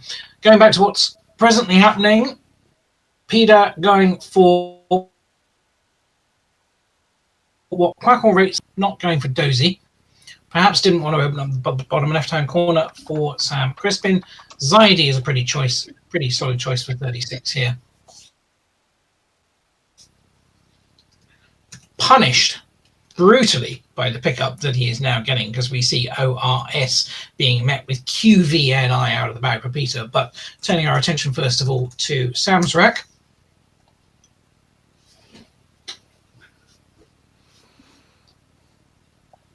Yeah, Now, it Sam looks like has he's he's lining up Quackle's favourite option straight away of Peber in the bottom left. Holding the same worth lead that he noting had though, last time. a really juicy spot on the board, and that is to put the B in between the A and the middle and the top and joint. There is the ab joint through play available. The other B, I believe, is already played. Yes, it is on hub, so we're not going to be seeing ab joint played on this board. Don't know whether Sam spotted the possibility of that or not. You could actually just have dropped the B there for 16 and kept a nice attractive AEE PRT. Quackle actually had that on its list of options, but Peber, top play according to Quackle, can't argue with that.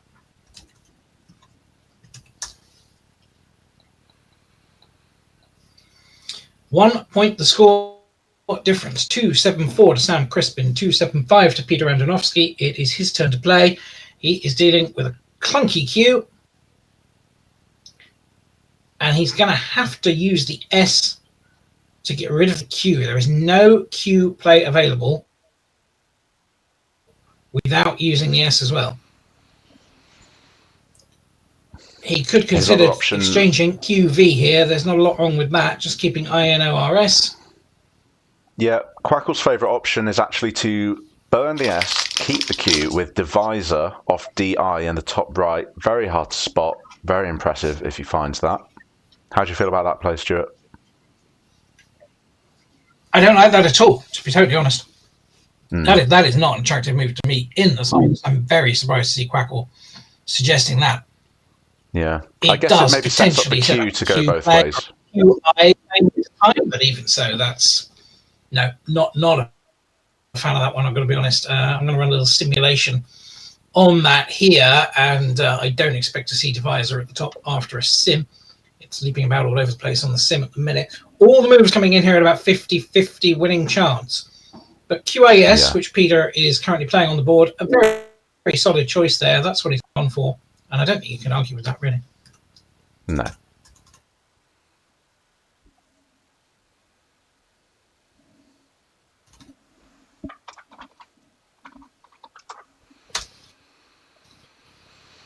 Two, the Nick's hook earlier on. Now he gets to use them. Creator. And the anagram is Acrota. The one that doesn't play is the one he's got lined up on his rack at the minute, which is Reactor. Creator is 85, however. And down it goes.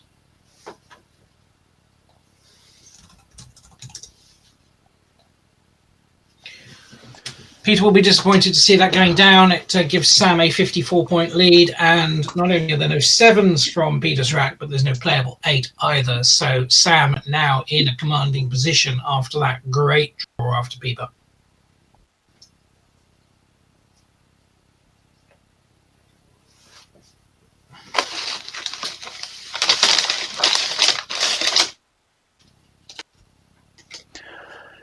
Yeah, that being said, Peter's got scope here to score and leave well. Quackle's standout choice is Evo in the top right, making 1 div and ISO, leaving EINR.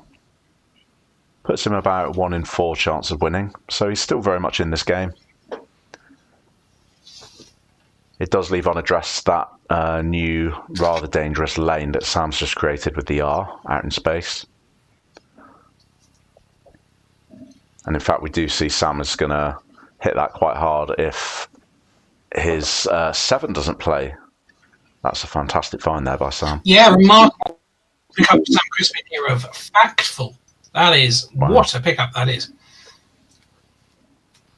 I did not know that one. Doesn't play, but great to spot it. No, I have to say, I was rushing for my phone there to check is Factful actually a word.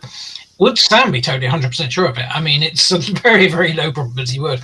It sounds plausible, but you've got factive, you've got fictive, you've got so many other similar words. Would you risk it? I think you'd only risk this if you were sure of it or if you really needed it. I think it's unlikely that Sam is absolutely 100% sure of Factful as a word. No disrespect to him. If he knows it, then that's fine. But you've got a nice, easy alternative play of Puff in the bottom left-hand corner for him here. So I would be surprised if, even if a spot for Factful became available, whether he actually went for it.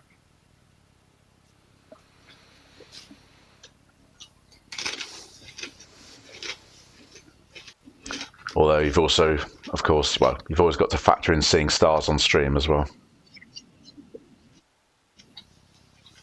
Yeah, absolutely. I'd certainly be tempted if I knew I had an audience. Peter taking his time here.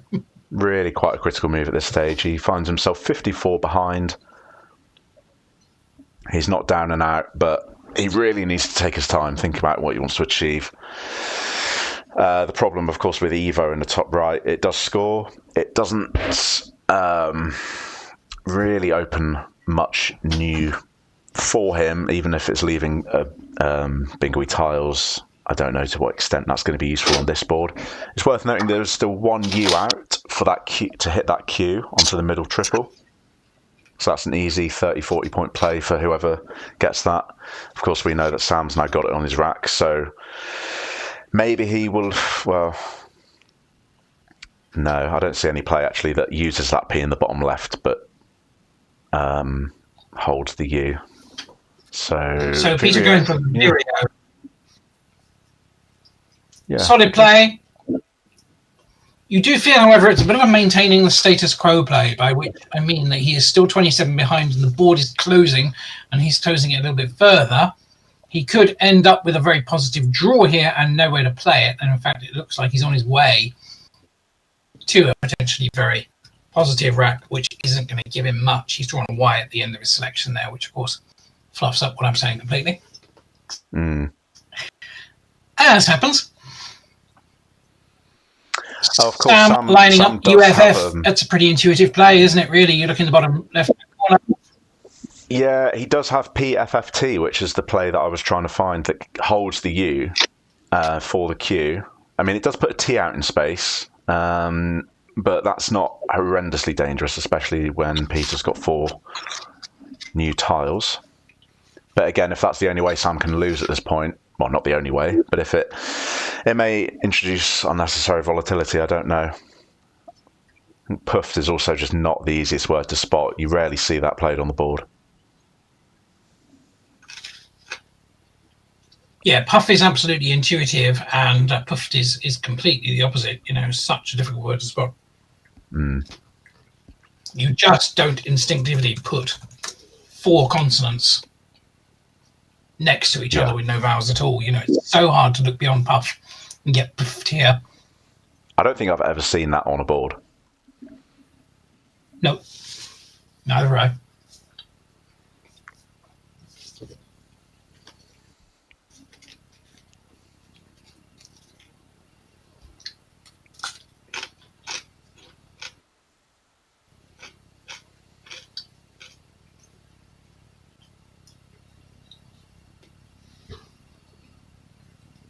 Looks like Sam is doing absolutely the right thing and just taking his time to consider, do I really want to use the U on a play that isn't a QU play? Because with the scores being delicate as they are, a 27-point lead, a good score keeping the U followed by a 30 or 40-point Q play next time might just be enough to clinch victory. So does he really want to burn the U, not a phrase you hear very often, but burn the U on Puff in the bottom left-hand corner? Or is there something offering a little bit more future proof, you might say.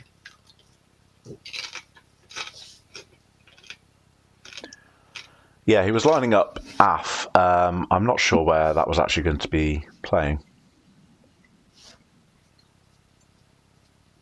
No, I couldn't see a place for AF either. It's a sort of thing that he maybe wanted to play, but there just wasn't a spot for it. Yeah.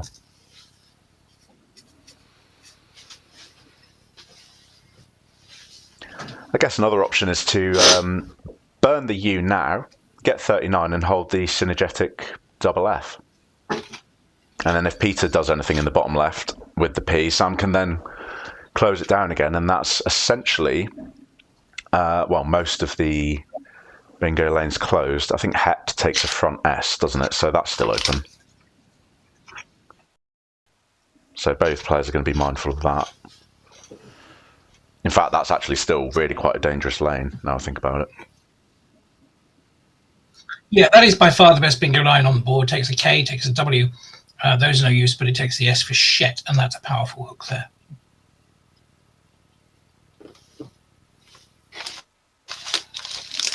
And doubtless that's also factoring into Sam's thinking, which is why he's rightly taking his time here on this move.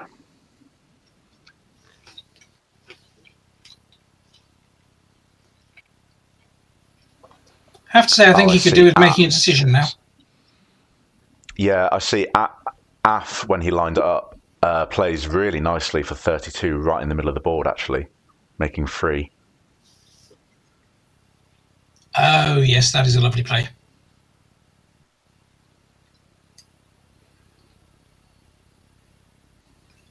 I suppose he's fearful of just giving those floating Fs in the bottom left-hand corner. I mean, 8 starting with F wouldn't be out of the question. You would be really gutted if you played Puff and your opponent immediately plonked down the 8-letter word along the bottom row. But at some point, you've got to choose something. And he's down to 6 minutes now. Sam, of course, not a slow player, but you want to leave yourself time for an endgame.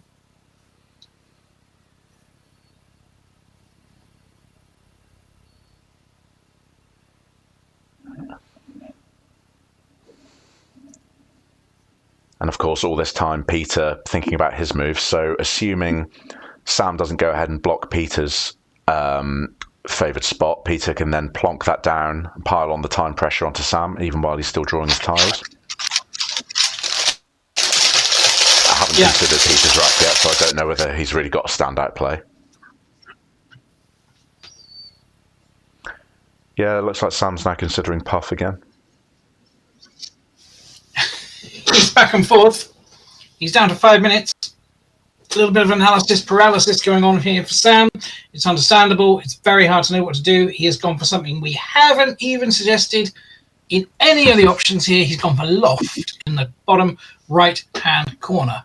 That is an interesting choice. It's just about on Quackle's list of suggestions, but very interesting thing about the permutations there. He is, of course, thinking, I want to keep that U for the Q. There's no doubt about that whatsoever. Going over to Pieter's rack then. And his best option, by quite some distance, is Zen and a buy. Just playing NY underneath. Keeps a very attractive EINRS, and that is the best play by a long, long way here. He's lined up NY. It's almost like he can hear us. That's the strongest move.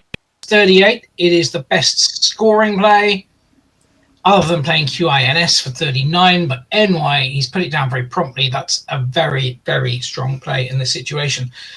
Sam kept the U. He wanted a letter to play to the right triple. He's got one in the form of a G, but it's going to be a very, very unattractive rack leaf for him if he takes that option, because Quag will score 42, but it will leave him with C, N, F, V, pre-end game situation, and I would think long and hard before choosing to leave myself with that.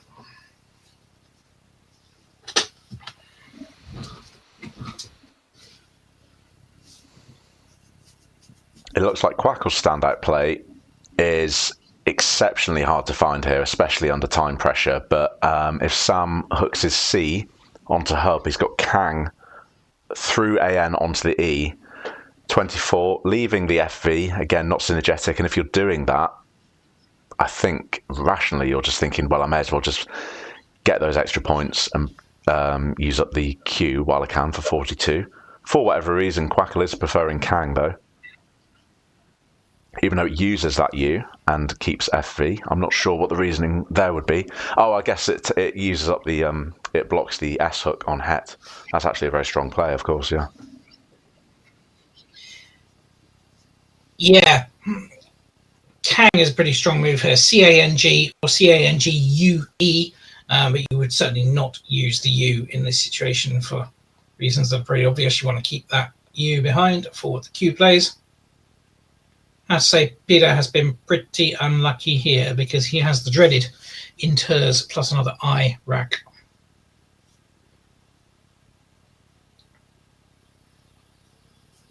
Last thing you want to see at this stage. Very tricky stuff. Piotr has 7.5 minutes left. Sam is down to 3 minutes on his clock. I think he needed to play that puff rack a little bit more quickly. He's just in danger here. Not necessarily of going overtime, but just not having the time that a complex endgame really requires. He's 17 points up. He's checking how many tiles are in the bag. He's down to 2 minutes and 45. And he's now forced to make a decision fairly quickly. And none of the options here look very enticing at all. What would you play here, Joseph? Do you fancy just sticking Quag down for 42 and saying, look, it gives me a solid lead, let's just hope for the best, you know? Yeah, I really think so at this stage. The only thing is, if Piotr does hit that S line, I guess he draws level roughly with Sam's Q play, so it's not the end of the world for Sam. But of course... well, it's going to be empty after Quag. This is the problem. There's only 9 tiles unseen. So there are 2 in the bag, which makes Quag even less attractive. If he plays Quag, Piotr plays out with a bonus onto Shet. He loses the game. Absolutely instant loss. This is why Can or Cag are really attractive options here. Can or Kang, beg your pardon.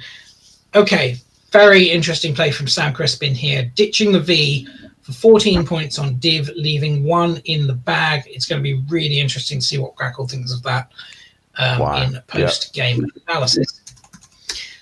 Wow, okay. Again, a move we did not remotely consider. Very interesting. Now, some really interesting options for Piotr here. He is 31 points behind at this stage. He has not got a playable bonus, but he has the Zen's hook and the Abai hook. That is A-B-Y-E. So he needs to look at plays to go across there, and this is going to come down to some fairly obscure word knowledge on his part. Top play, Seniti, S-E-N-I-T-I, 51. Also Senti, also Serin, S-E-R-I-N. None of them obvious. And all those little 5-letter words with an S in them that we hate to have to learn every single permutation of, but really strong plays in this situation. Seniti, top at 51. Of course, gives Sam access to the bottom row. No getting away from that. But all of the top scoring options here involve using the Zen's hook in some way. 1 tile in the bag. He's sitting there with E-I-I-N-R-S-T. Do you just ditch the I on QI? Yeah, that's what Quackler's saying. It's saying either go all out, blow the rack up and go out in 2 with the S on Zen, or dump the I with Divi or QI. Well, here's the really interesting option, and I can't quite believe this. There's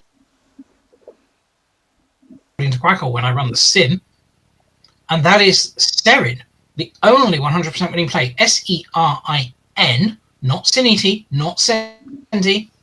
Senti only wins 62% of the time. Serin coming in at 100% winning move. Very interesting. Yeah. that being said, Piotr has lined up Saniti, which Quackle's saying is about 75% win at this stage. Still a very strong play. Yeah, but it's he's going to be an got absolutely brilliant the play. luxury of, Brilliant play. yeah, just shy of 5 minutes to work this out. Sam, just a bit of breathing space finally to figure out what he's going to do with this really clunky rack. He knows he's in hot water at this stage.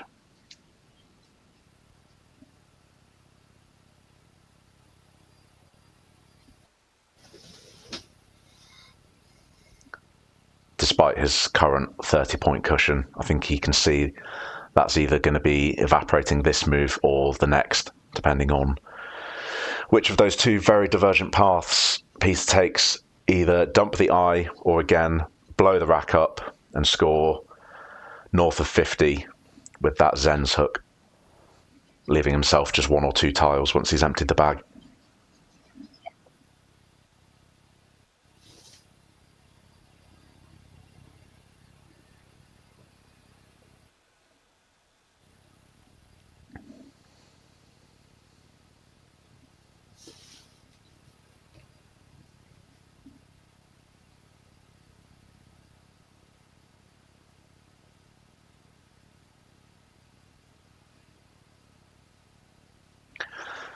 So if Piotr dumps the eye, leaving himself in Turs, Quackle's got that at 92% win. I'm just wondering how many of those 8 tiles that bingoes with as a 7 onto Het. I'm assuming most of them. And that will give Sam a real pain, and he really hasn't got the time to be figuring that out. But he must surely realise that's an option Peter's going to take, so Sam's going to be preempting that. What does he do if Piotr just dumps the eye? Yeah, very difficult to see any alternative to Saniti here. Peter's word knowledge strong enough to spot this word. He's got it lined up. I can tell you now that it is a win because, of course, what we know is that, unbelievably, it's an S in the bag, which Piotr will be very pleased to see. When it comes out, he'll be looking at all the options, like if it's a C in the bag, do I get stuck with it? Which, is the kind of thing you have to worry about happening. It wouldn't happen. He would still have outplays of Arc off of the A of Creator, or Rock, ROC, through the second O of Kowtowed. So he can't go wrong even if it's a C in the bag. Saniti's coming down, and it's going to be a win for Piotr Andronowski here.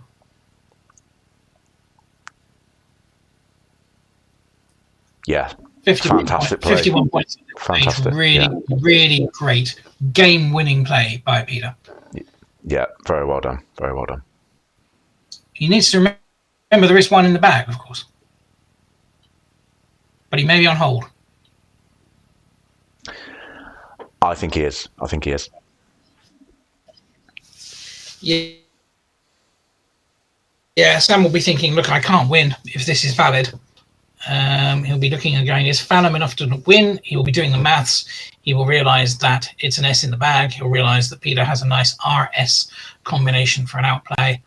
And he will probably, therefore, challenge Saniti on the basis that the only way for him to win is if it's not valid.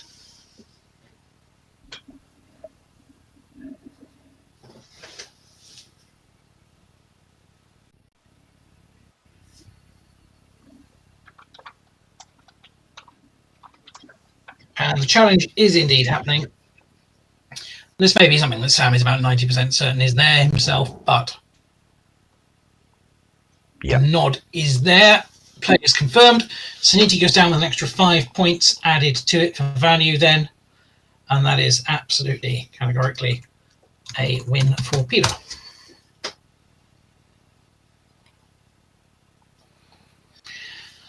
Sam's best option going down. He spotted Phantom already. He knew it wasn't going to score enough to win, but he puts it down anyway. 39 points. Briefly gives him the lead of 14, but he is left with a horrendous CG combination.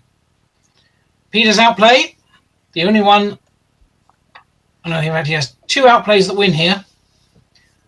Neither of them fantastically obvious, it has to be said. Nixers is the top play. Putting the RS on the NIXE that's already there. He can also win Wow. Bors, BORS, which will win by a few, but Nixers goes down for the win. Great outplay by Piotr as well. Yeah, very well done under pressure. Yeah, very, very well done indeed. And a 9-point victory. Sam will be very unhappy with his earlier play of dimed. It's easy done, of course. We can't really know every single word in the book unless you're one particular New Zealand player. But for the rest of us, we're only human. Dimed was plausible, but incorrect. There's the handshake, and it's a 9-point win for Piotr. 449 to 440 under our scoring system in Quackle. It'll be 5 points less for each player in the real game. 12 movers each in that game. Pretty solid stuff. Lemonish, great play by Piotr Andronowski. Kowtowd was a nice spot. And Siniti, a brilliant game-winning play at the end there. Sam battled well, starting with Where At. Podia was a great play for 54. Creator, the highest scoring bonus, but in the end, just not quite enough. Yeah, and two very impressive outside-the-box plays by Sam at the end there with Loft, followed by Div, neither of which we considered or discussed, but when simulated by Quackle, played very favourably.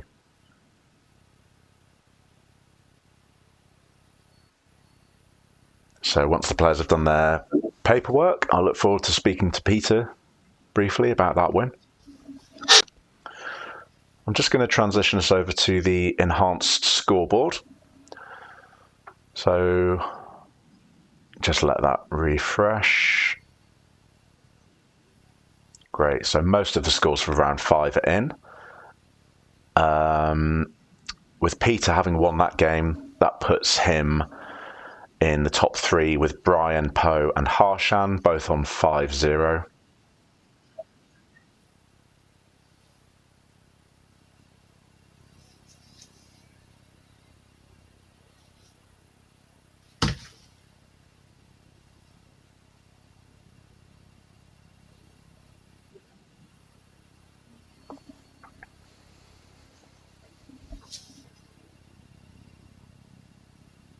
And we'll cut back to the board cam just to see the players doing their post-mortem of a fantastically tense game. Easily the closest we've had so far today in day 1 of Winter Matchplay.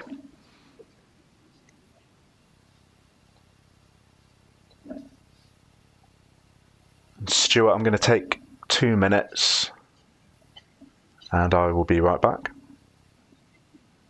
Yep, see you then.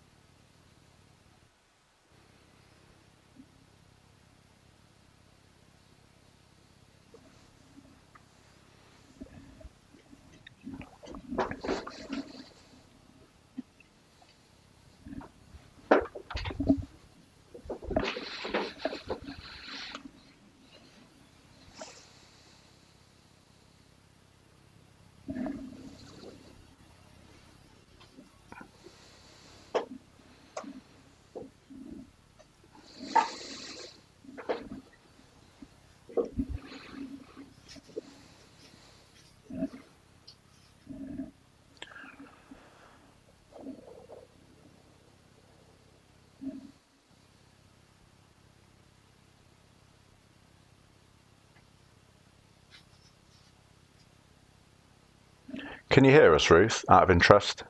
Just letting you know that I'm here, ready to do the interview, as and when you're ready.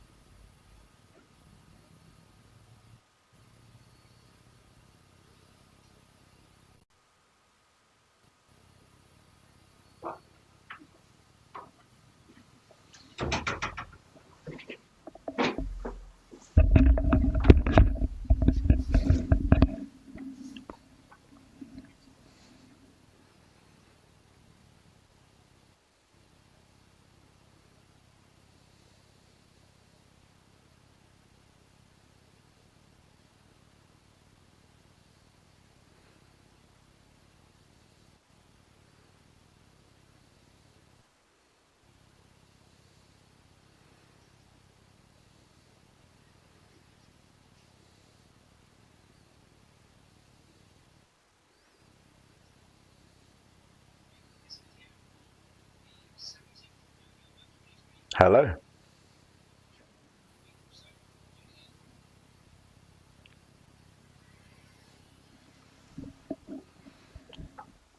Anyone there?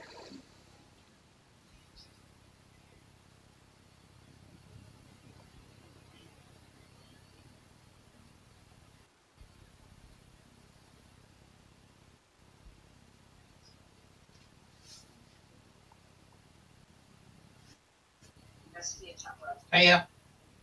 Hi, Stewart. I just seen your message. Don't share it with the ADSB. No, I'm not. No. Okay, cool. Yeah, I want to check everything first. We're going to try and broadcast it here tomorrow anyway, so people can see it.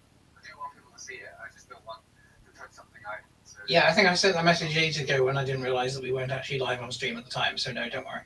all right. All go well. Yeah, it's okay. Joseph's on a time delay, which means he only sees the pictures about 30 seconds late, which isn't helping him, certainly. There's a bit of a sound delay as well. I don't know if there's a way to reboot it or kick it. You know. Yeah, it should be. Well, I would probably just restart OBS. Maybe well, it's coming up to the end of the day, isn't it? If you can get through next 2 games. Well, that's supposed to be done. No, I'm going to head back now anyway and commentate on the next one. I restarted OBS. Okay, good luck. All right. Cheers, you too. Bye-bye. Bye. Bye, cheers. Bye.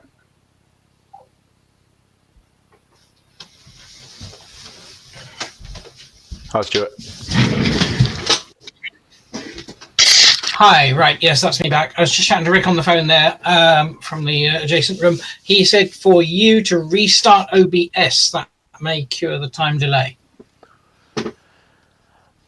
Yeah, Can you? I might do that for the last game. I won't do it for this one just because looks like we're about to start.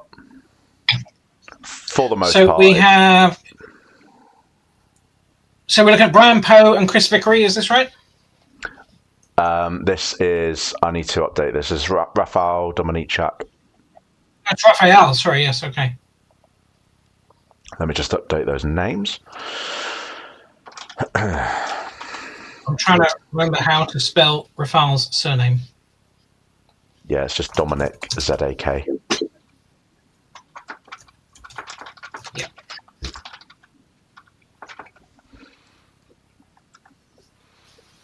Great. Well, Brian, my welcome back, vanquisher folks. in. Yeah, this is round 7 of, was it round 6? Round 6 of Winter Matchplay 2025. We are in Milton Keynes, England, and we have Brian Poe, who is 5-0, right at the top, playing Rafal Dominiczak, who is 4-1 in 4th place. This is Hong Kong versus Poland, very much an international matchup here on the stream. Both exceptionally strong players. Brian, one of the best young players in the world, however we're defining young. I've even heard on the ground from Joel Davey, who was at an invitational with him 2 weeks ago, that he's even stronger now than his current rating would suggest, which might go some way to explaining his current dominant position on the enhanced scoreboard, albeit being early days. So we're kicking off with Brian to go first, and let's see what he's drawn. Yeah, I'm certainly very familiar with how strong Brian is. He put me out of the best competition in the semi-final this year by beating me 8-4. Technically, on paper, he was the lowest rated. The lower rated of the two of us. It certainly didn't feel that way when we were playing. But he was pretty ruthless in that. I thought I'd done well up until that point, and came up against Brian. We played over the course of 2 days, and that was that. Brian now through to play a best of 17 final in this year's best competition against Phil Robertshaw, of course, another fantastically strong player himself. So that, I believe they're going to play either in between Christmas and New Year, or possibly just into the New Year, because I think it's very difficult for them to arrange a time. So we see Brian's opening rack here, Novity going down, leaving an A. That is a strong player according to Quackle. Not anything really extensive to think about there. Hopefully the score should now update for you folks with the names as well. Not giving great options for Rafal there. He needs to ditch the J. You don't want the J at the start of the game. You don't want a duplicate A. The A-C-E-I-T is a powerful combination, so there is nothing better than simply playing that J-A onto the I of Novity for 26. Highest scoring move is also the best move.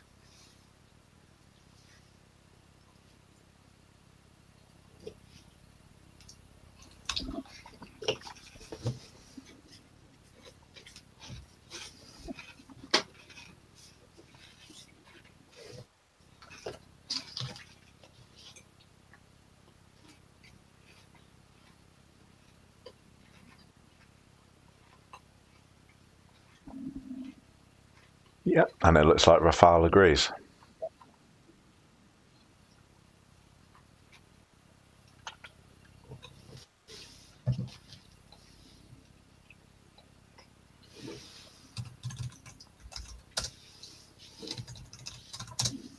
Correct moves by both players so far. Can't argue with any of their choices so far.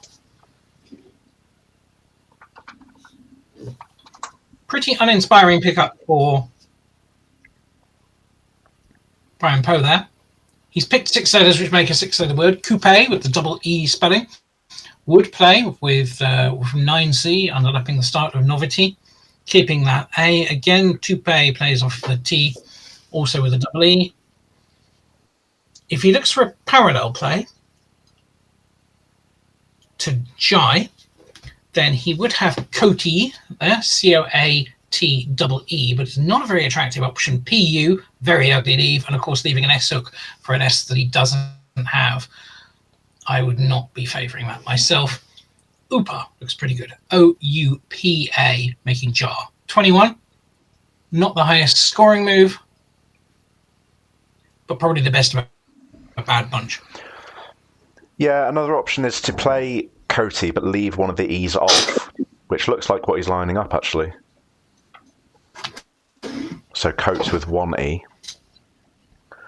Another very stylish that's a very play. I'm not sure you've touched on his I cup through the Y.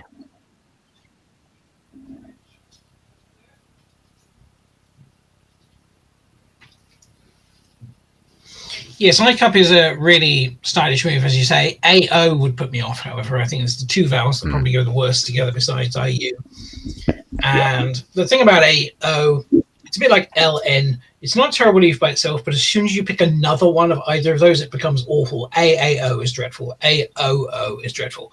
LN is the same. You know, by themselves, they're not too bad, but as soon as it becomes double LN or LNN, you've immediately got a really ugly combination. So I wouldn't favour I cup here. I just think AO is not what you want to keep at this point. Yeah, Coat, absolutely. as you said, with the single E spelling C-O-A-T-E is a pretty good option. Upa would still be my choice.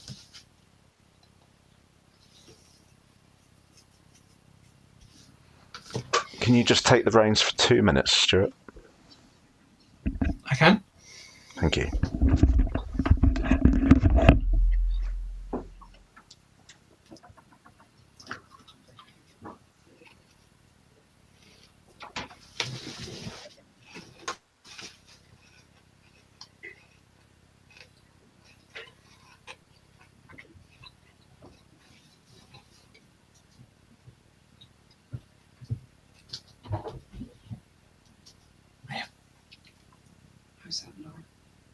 Maybe.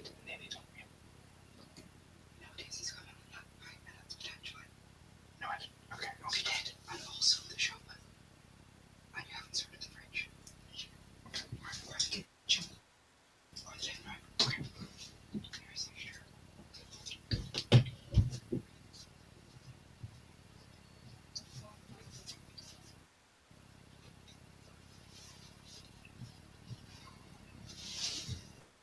Brian taking his time to think about this one. Not too much to do, really. Coat is the best option. It's the best of a bad bunch. This is a time-wasting move because there's nothing that feels right. You keep thinking, if I look long enough and hard enough at this, there's going to be something pops out. And there really won't be.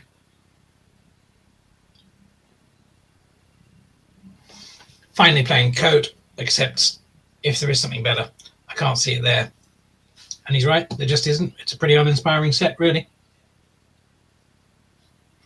After a Crackle Championship player analysis, by the way, Coat does come out as the top option there.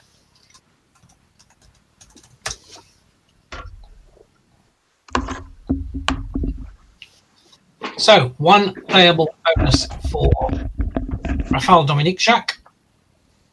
It is one of those plays that you think if he'd seen it, if he was going to see it, he'd have lined it up by now, but he hasn't even come close to it. Maybe he's looking at that set of letters and thinking, you know what, with that N of Novity, I'm sure that makes something. And he's right, it does. Ethician, someone who presumably deals in ethics, E-T-H-I-C-I-A-N is the play. Tough to spot, but it's high enough probability that he may have reached it in his studies.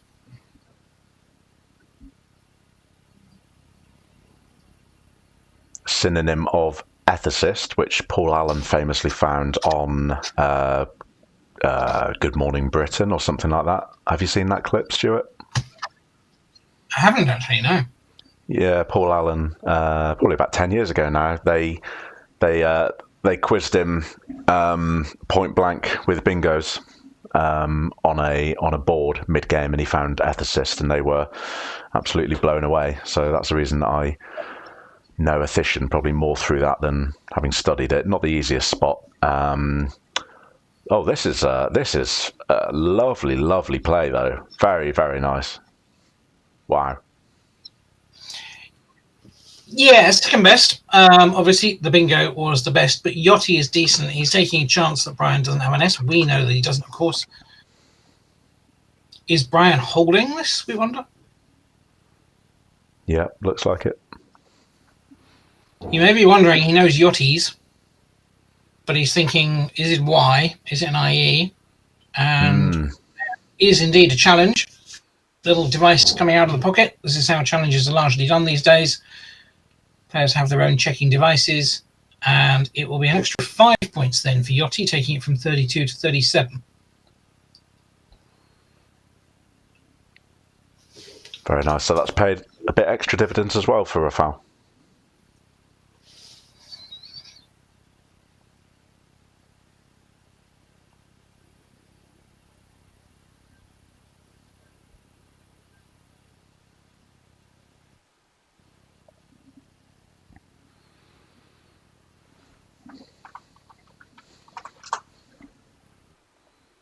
So back to Brian. Very clunky rack, but he can essentially sort it all out in one through the H with a wump. Or whoop, holding the M. I don't think he would do that if he saw the play. Yeah, Very wump nice. is going down pretty quickly here, and Very nice. Yeah. not really argue with that.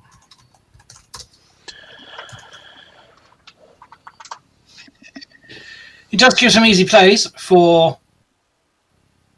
Rafal, who can use the P to his advantage. Piezo is the 5. It's the highest scoring play. PHI, probably not what he would totally choose to keep, but you can't really turn down 51 when it's there.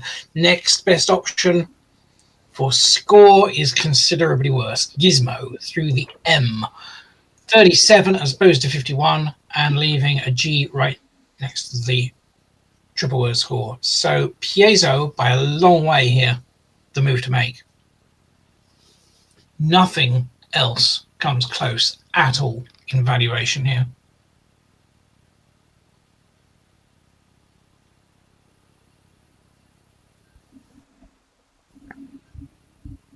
You would have been hoping the P was one higher, of course, for the beautiful Fizzog, which would have been an incredible play if that P was just one. PHI ZOG would be the dream move into the corner there, but Wow. he'll settle for Piezo as second best. And projecting forward slightly, Rafal is going to be getting hit hard here, so he needs to draw well after this as well. Yep. Yeah, Fizzog would be absolutely amazing. I'm sure Rafal has seen Piotr, so he's probably just checking his other options, but I'm sure he's going to conclude soon enough, as Stewart says, that it is really the play. Looks like he might be considering Guy somewhere, possibly. Oh, no, okay, he's found it. He's found it. Great. Can I just do audio check? Can you hear me at the moment, Joseph? Yes. Okay. Yep, all good. So, yeah, Rafal finding his standout play. Didn't take him too long, just practicing his due diligence, just to make sure there was nothing better. And back over to Brian. I've not quackled this yet, but I assume he's got a wealth of options. Well, maybe not a He wealth, does, but he's, they're all along the road. Yeah. Yeah. So Yeah, I wanna see Treadist, his Willers, rallies. Stillers, Killers, Oh, yeah. Killers. Many options.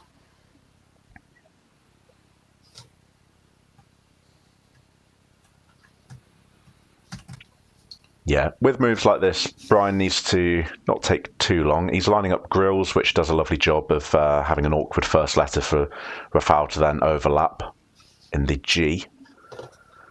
In fact, that is, on my quackle, that's simming second best at the moment, second only to Trellis.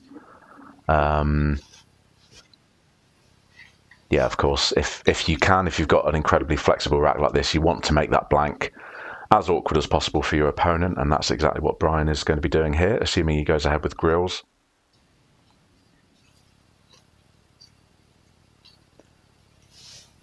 I guess the only thing you could say about grills is it... oh no, ignore me, I was going to say it sets up a line for an ING, but there's not enough space, is there? So no, not even that's enough space for that with front hooking onto novelty. So no, it's a very, very solid safe play there. Yeah, lovely play. Lovely play. Great. Okay. So that puts Brian into the lead, and we move back to Rafal, who's drawn the X. Not too much to think about here for Rafal, really. Ox is the standout play. Just plays down the side of Yachty's with IO and EX, and it would leave a nice GHINR combination.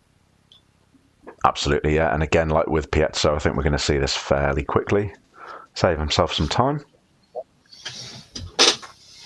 Score update then, 175 for Brian Poe, 114 for Rafal.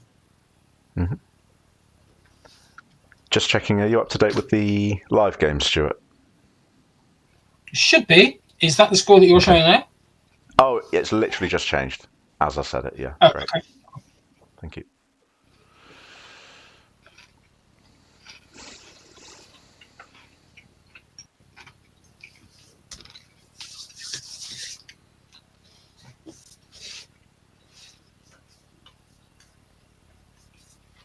If you were watching the live stream from Ghana, from the Westpac Championships there, you'd have seen a few times when players put a blank sideways on their rack. And there was a bit of observation that this could have been a bit of a telegraph to the opponent if they've been paying attention, people putting a black the wrong way around. If Rafal was looking over at Brian's rack at the minute, you'd think he had 4 blanks.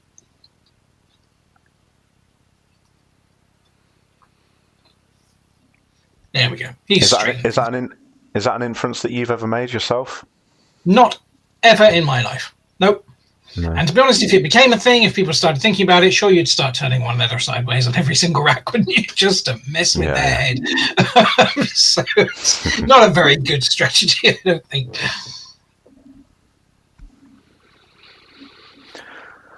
So Rafal taking a little longer than we expected here, but it does look like he's about lining up, and there we go, yeah. Yeah. And again, I will say I may be a little delayed, so that may have already You're come not, down, actually. Now, it seems that you are absolutely spot on with timing, because I saw Ox go down at exactly the same time as you did, so perhaps that little time delay great. has sorted itself out. Brilliant. Okay. Full pick up for Brian. Not much you can do. When it's 7 out of the bag, you get what you get, and he's got rubbish here. His highest scoring possible move scores 10. That's how bad that is. We could be looking at a change. Could be looking at ditching Guru onto the U of grills, making UG, but it opens up a whole load of floaters that he won't be particularly keen to do at this point. Not good options at all for the man currently on 5-0.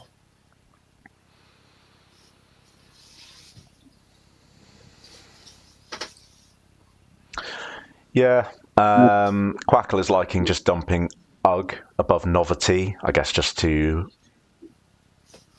block up that area a bit, but he has gone with Guru. Somewhat surprising choice, I think. Yeah, it's a little bit generous, perhaps, for this stage of the game. Rafal needs to spot the 7 on his rack. He needs to be absolutely confident that this is a word and needs to get it down without hesitation. It's rehinge, it plays above or below. It means putting new hinges on, something as simple as that. There's only one 7, and he's got to spot it to stay in this game. 40 points behind. He would go 29 ahead and be well and truly back into it as Brian draws an awkward cue. So it's rehinge or nothing here.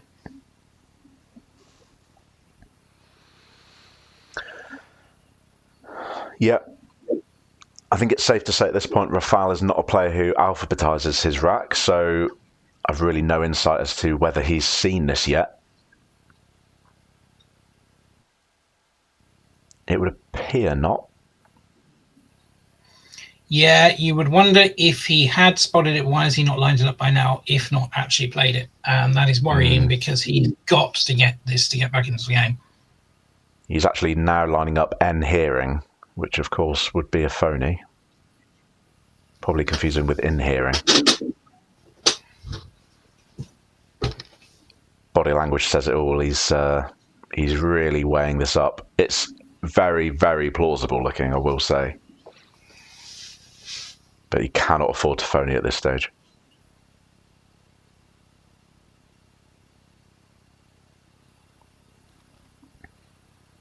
Especially against a player of Brian's calibre. This will be off the board the moment it touches the plastic.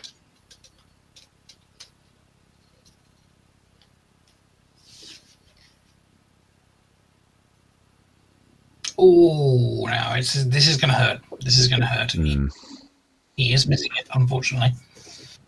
And air is a reasonable alternative. It's Crackle's 7th choice, but the 7 was there. It's a high enough probability 7 that he should, one might arguably say, have got it. I don't like to criticise, but it could be painful. Yeah. Rehinge. Unbeknownst to Rafal, he's going to be bailed out by a rack of 2 halves here for Brian. Got Inter plus QV, so he's looking to dump off the queue. A couple of standard options here. Alternatively, he could just keep Inter in exchange, but I think you'll take the 18 points here for Chin, or just dump the queue for 11. Or another option is Sank off the C as well, although that unnecessarily sets up an S, so I don't think we'll be seeing him do that.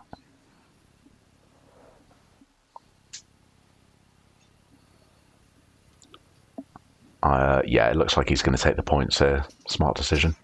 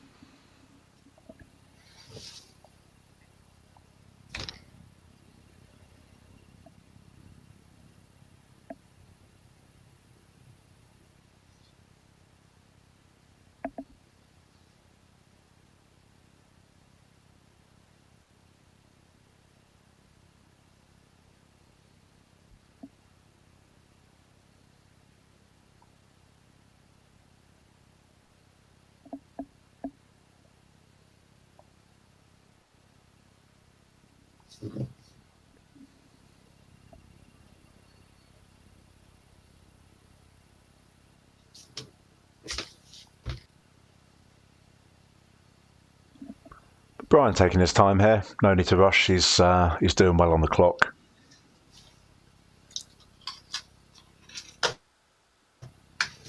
Furiously writing down some notes.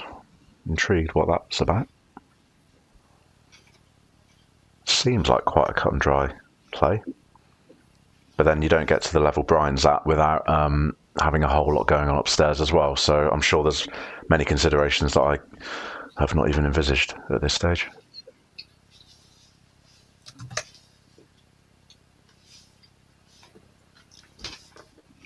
But again, as we head into the middle of the game, a nice close one. Currently just 10 points in it. No clear favourite here at all, which is what we like to see.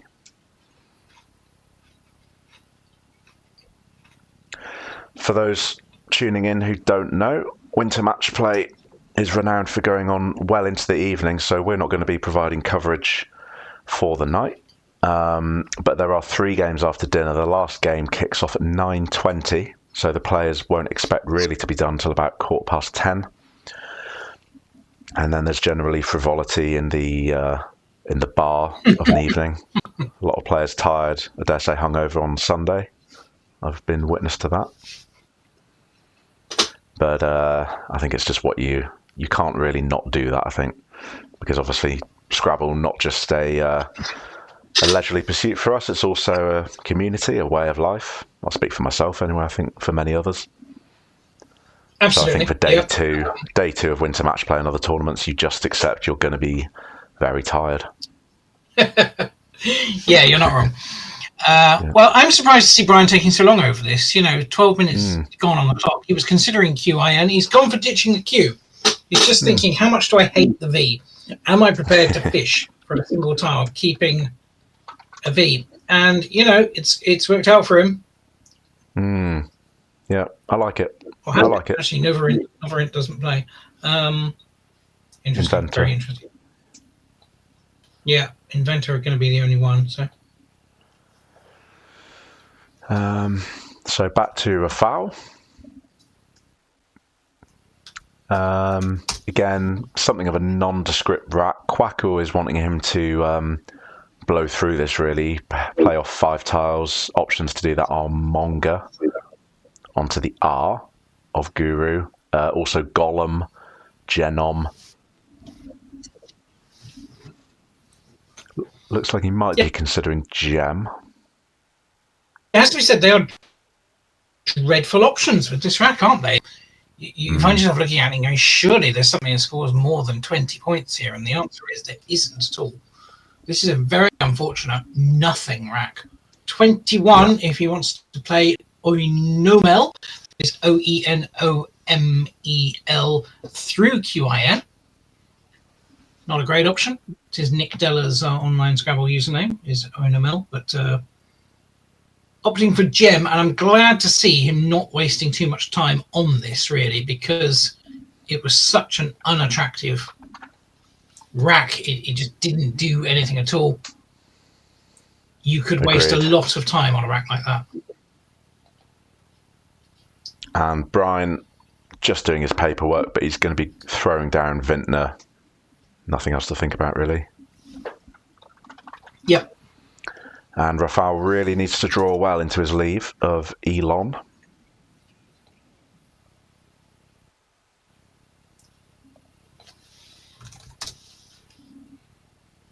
Again, it's that fatal LN. I really don't like it as a pair. Don't think he likes it very much either. Could go Are we up to date wrong. with the live games, Stewart? We are now. I've just put in Vintner there. So 267 to Brian and 189 to Rafal.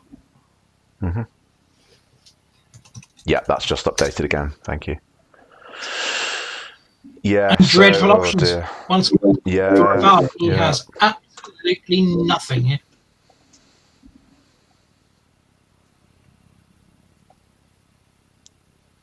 Yeah, this rack and the previous really are where champions are made. This is where you really have to dig down and just, accept the fact that every move is rubbish, essentially.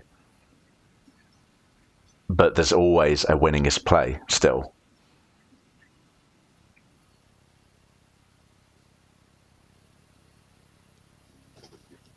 And again, unbeknownst to Rafal, just projecting forward slightly, we see Brian's drawn into the second blank and firepower on his rack, so he's in a very strong position. I mean, he is already. But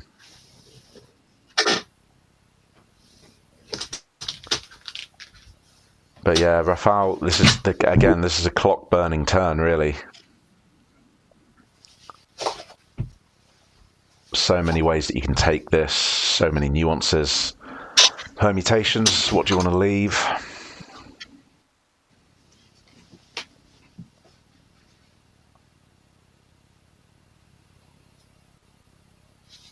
I mean, I guess, he needs to leave the floaters alone in Vintner. I guess that means not playing above Gem, because that then encourages Brian to counter overlap. So Quackle is liking sticking the L onto Jai and making either lean or lead.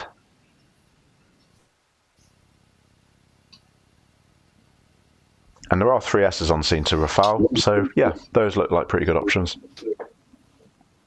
Yeah, I think lean sounds pretty good because you've got the T hook then as well as the S, and it undoubles or it gets rid of the LN combination, which, as you may have noticed from my comments in this game, I have a natural aversion to LN and AO in particular. So I think lean sounds pretty good to me. ADELO, probably about as good as it gets. He is going, however, for ditching the single L on Joel. Not a terrible move. actually. It's not the worst thing he could do there. He just needs a really good pickup. Yeah.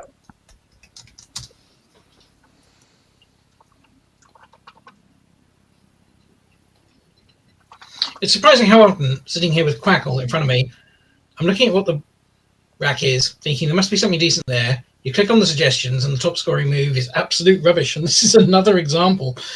We thought Brian had firepower, but he's got so little. Yeah, that is remarkable, actually.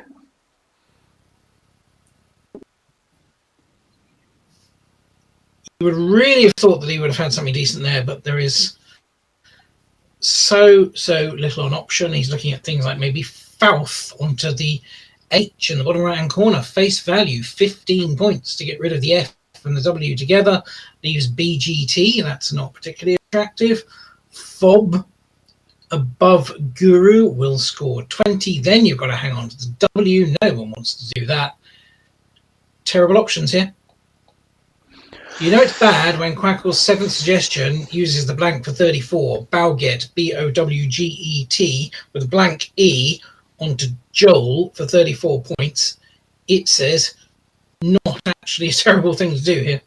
The good news for Brian, given the score deficit at this point, on a fairly close board, it is already ranking some of Brian's moves here as about 95% win rate. Yeah, Bowget would be very, very stylish and actually achieve a lot. But he has opted with Fob. Fine. Yeah, fine. And back to Rafal. And again... Yeah, after a championship player analysis, Quackle does favour. Yeah. Oh, this is a really, really tough run of moves for Rafal. Something is going to have to give eventually, but for now, he's just playing off, basically blowing up the rack, going for that unseen blank and some S's, or scoring next to nothing, keeping well, but risking essentially negating the bingo when it comes in terms of score.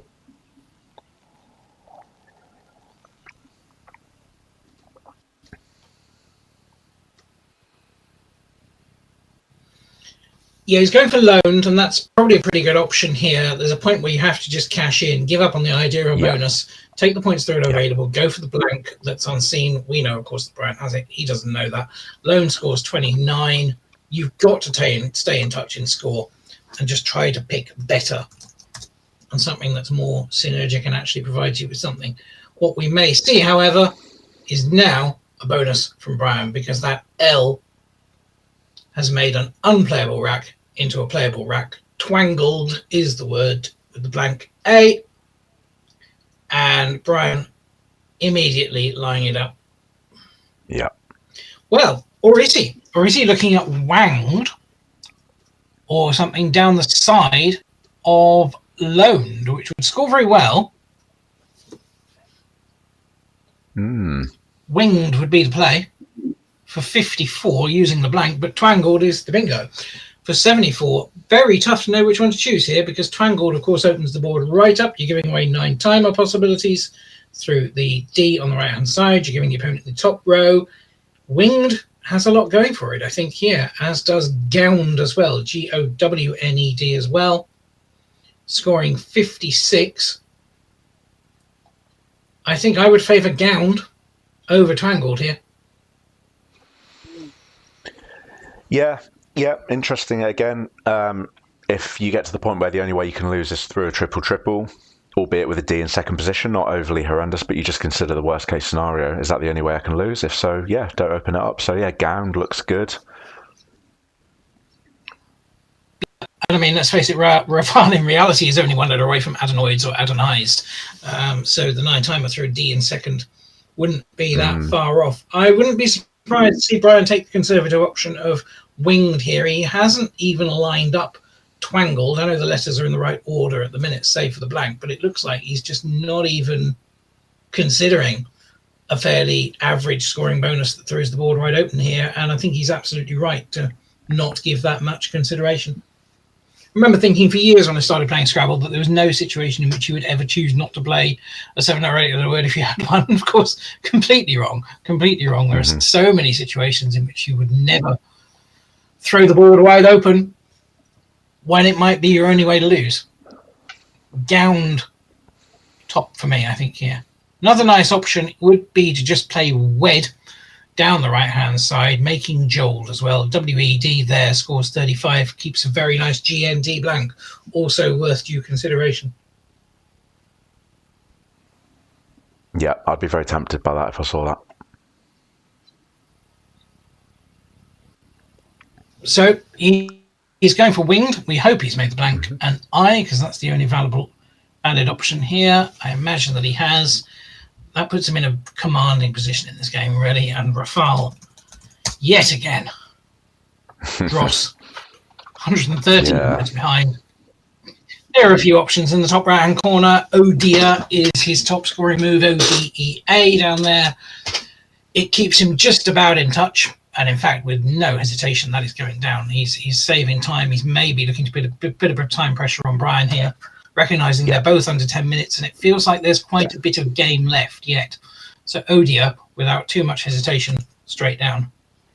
Now awaiting racks for both players. We haven't seen what Brian picked to go with that T yet. By the looks of it, neither is he.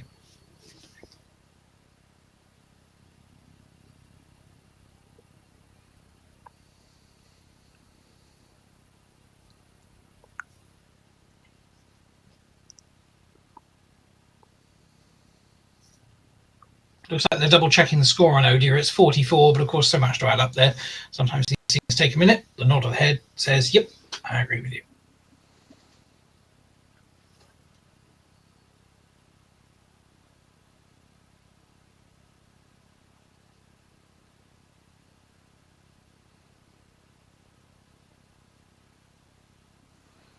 Okay, and we're back in business. Yeah, quite a nice draw.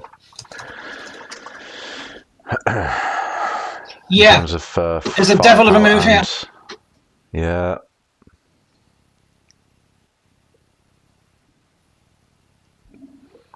And I would not Brian put many can players on to find absolutely wrap this. him up with the one. Yeah. I'm Brian's one of the pretty few sure that players. Brian is going to find this. Yeah.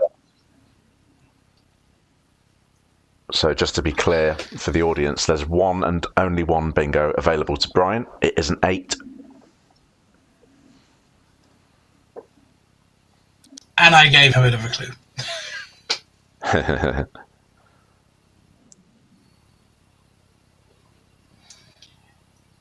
He is going to be dragging Rafal to hell with this play. I'm fairly sure it's going to go down.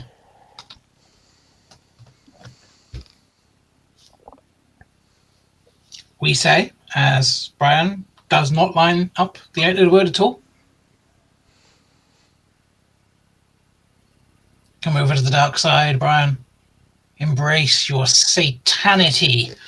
It's there for 62. It will be, I'm pretty sure, a game-winning play at this point. It will put him 130 or so points ahead.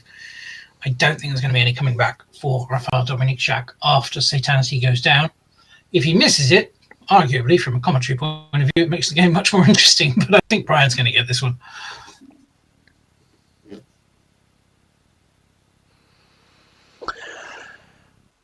Okay. And he hasn't. He's going with AI. Wow. Yeah. Okay. That's a miss. I wish he'd missed things like that against me when we played him best. He seemed to spot absolutely everything going. AY was the second best alternative. Yeah. He needn't and that's fear. given Rafal an incredible lifeline. He needs to find this.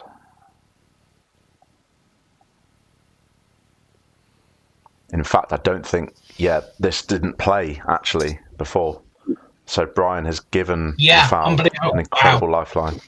And the reason I paused there, is because I typed Rafal's rack in wrongly and thought, what's the bonus here? And then I realised I'd given him 2 R's and not 2 S's. There is one playable 7-letter word. It's stories. It goes underneath AY just played. And you know, it's a glimmer of hope for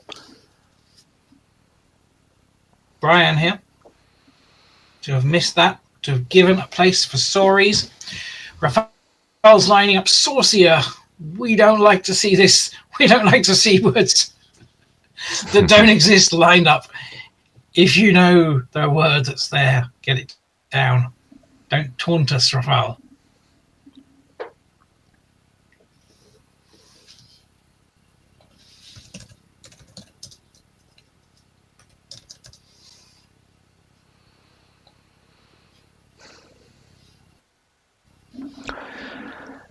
Yeah, there's a chasm between this and Rafal's next best move.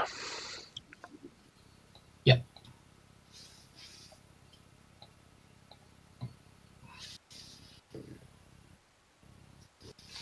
Quackle says if he plays Stories, he's got about 11-12% chance of winning. If he plays anything else, he's absolutely out of the game. Mm.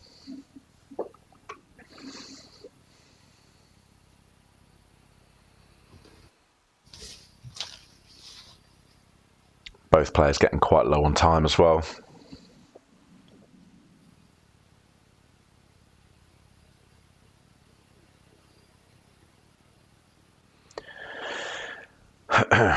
So I think if we assume that Rafal is not going to find this, he needs to do something strategic to the board. He needs to open, off the top of my head, I guess that means just playing above the G, creating a hook, creating a lane. Can he do something next to lid? Not really, to any great degree. Not in any way that scores either. He needs to leave that sevens line alone that Brian's just created.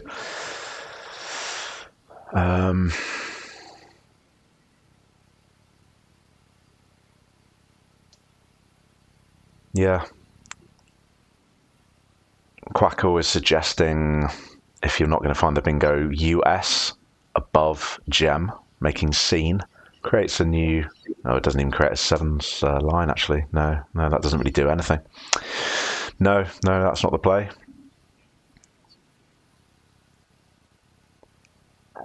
If I'm in this position, not finding the bingo, maybe literally just dump the U above the G.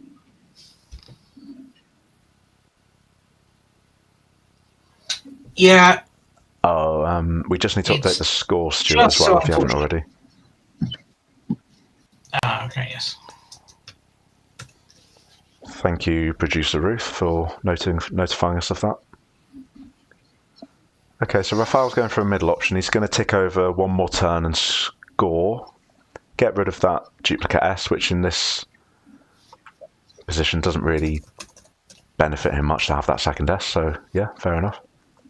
And he's gone with Sal, making Saga for 22. Reasonable, and yeah, to be fair, probably better than what I was suggesting of scoring nothing but opening a new lane. Well, I don't know if it's better, but it's an alternative path anyway. Finally, back to Brian after what's been an age, it seems. He's got the K for firepower. Has he got any way of using it? Looks like he does, actually. In fact, this is pretty much going to wrap the game up, I think. Yeah, Although, Tinks or Tanks or Ninks in IKS, and it's going to be, as they say on live streams, GG. Absolutely, yeah. I think this is when we will see Rafal have to make fishing play above that G, because there's literally nowhere else on the board at this point. Other than, I guess, onto lid in the top right, creating a sevens lane in the triple lane. But yeah, he's gone with Tinks. It's brutal for Rafal to see that come down. And in fact, even if Rafal bingo's actually the score deficit is too great, unfortunately. So he has got Druzia, nowhere for it. Yeah, it's a shame he had playable 7 and he didn't know it was Sories. He knows Jeruzia from this rack, but it doesn't play, so Yeah. them's the breaks.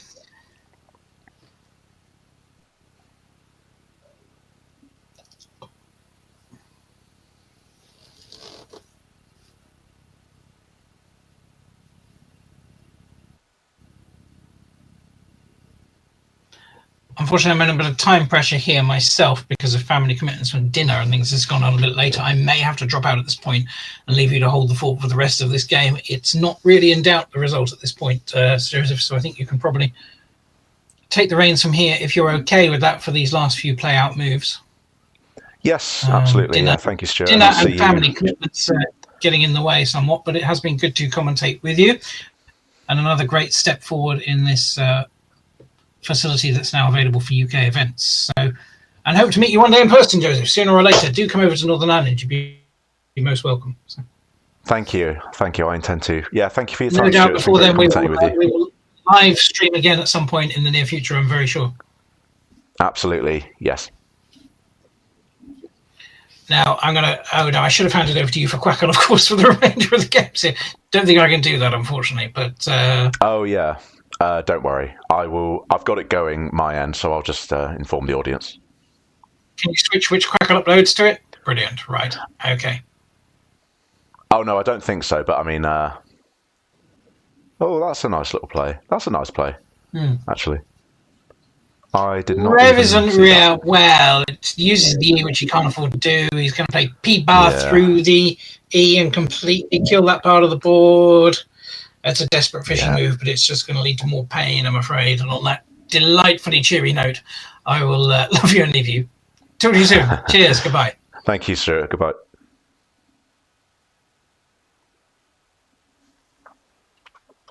Okay, folks. So, yeah, as Stuart said, yeah, we've lost the score at this point, but it is just a formality from here on. Brian is 100 ahead with 1 in the bag. He'll just do his due diligence, but as Stuart said, Piotr is going to absolutely kill this game stone dead. Alternatively, he's looking at BAP, which does the job just as nicely. With 1 in the bag, if you're interested, his absolutely optimal play is Bipat. Certainly one of the more obscure 5s, quite hard to spot, going down the left of Rev, leaving AI. And in the end, we see Piotr.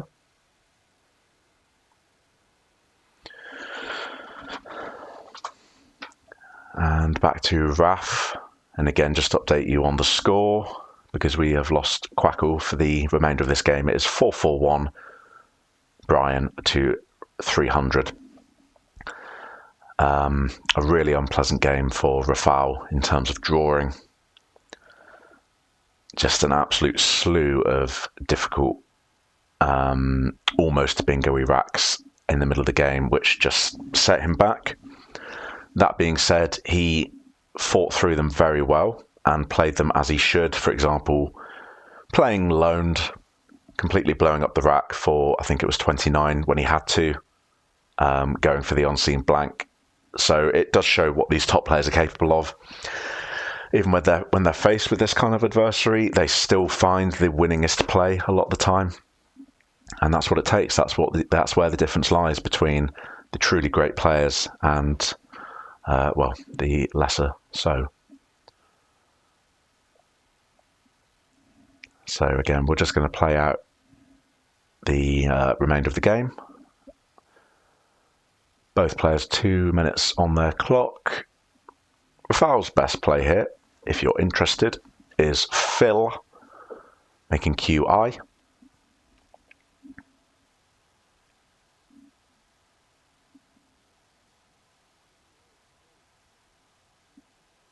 He's considering FUD above Gem, which is also a nice play. Could also tack the O on and make food there.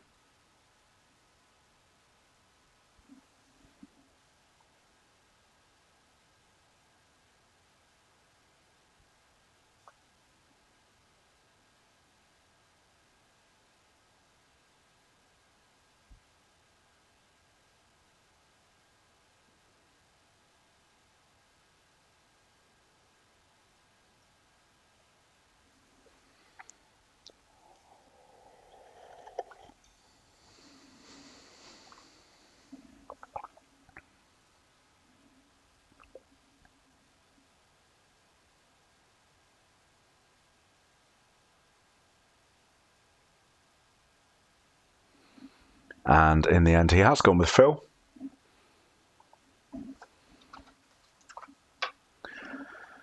And Brian can't actually go out this turn.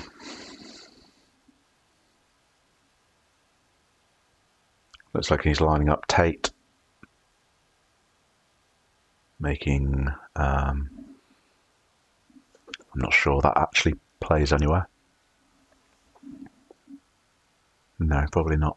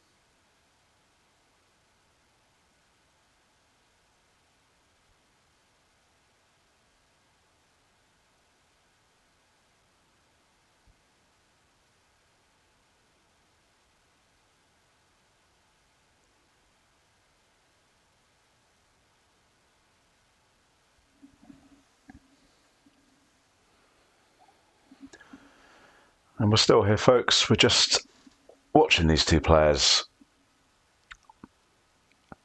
play out the rest of the game.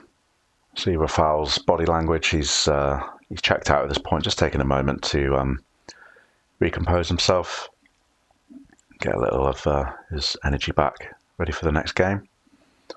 Players may be getting a bit hungry at this point. It is dinner after the next game.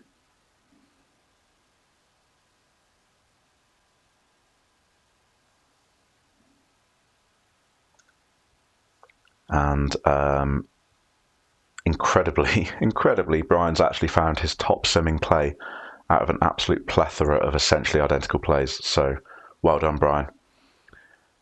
Very, very well done. Back to Rafal. His top play, very hard to spot, is Sudan with an O onto AN.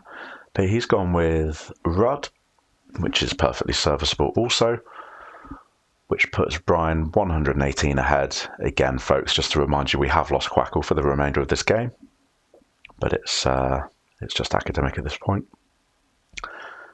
And Brian going out with Ty, making Mort. He did have one high scoring option of Ita, making Trevitt, hooking Revet, which he has just created, but not a problem. So the final score is Brian Poe for, I just need to calculate this because plus minus as opposed to Quackle's doubling. That would be Brian Poe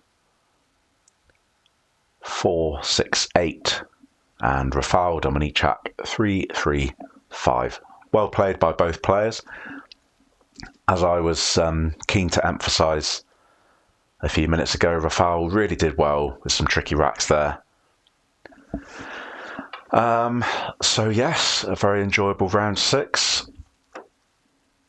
Brian just taking a photo there for analysis later on. I don't think we'll have time to interview Brian, much as I would like to, because the players do need to rush off for round 7, as we're getting a little tight on time. And as I said, they do need to get their dinner. But in the meantime, I am just going to sit here and enjoy the atmosphere from afar. If anyone is listening, yeah, it's been a real pleasure to be here today and anchoring your stream for the inaugural session of our streaming of Winter Matchplay. Just take this opportunity again to thank the 3 key players who have really made this project what it is. That's our producer, Rick Kennedy, who has just been an absolute linchpin. This entire stream has basically come from him. It is his brainchild. Cannot thank him enough for his work. Joel Davey, who's worked so diligently on the graphics, all of the beautiful aesthetics that you're seeing on the stream today.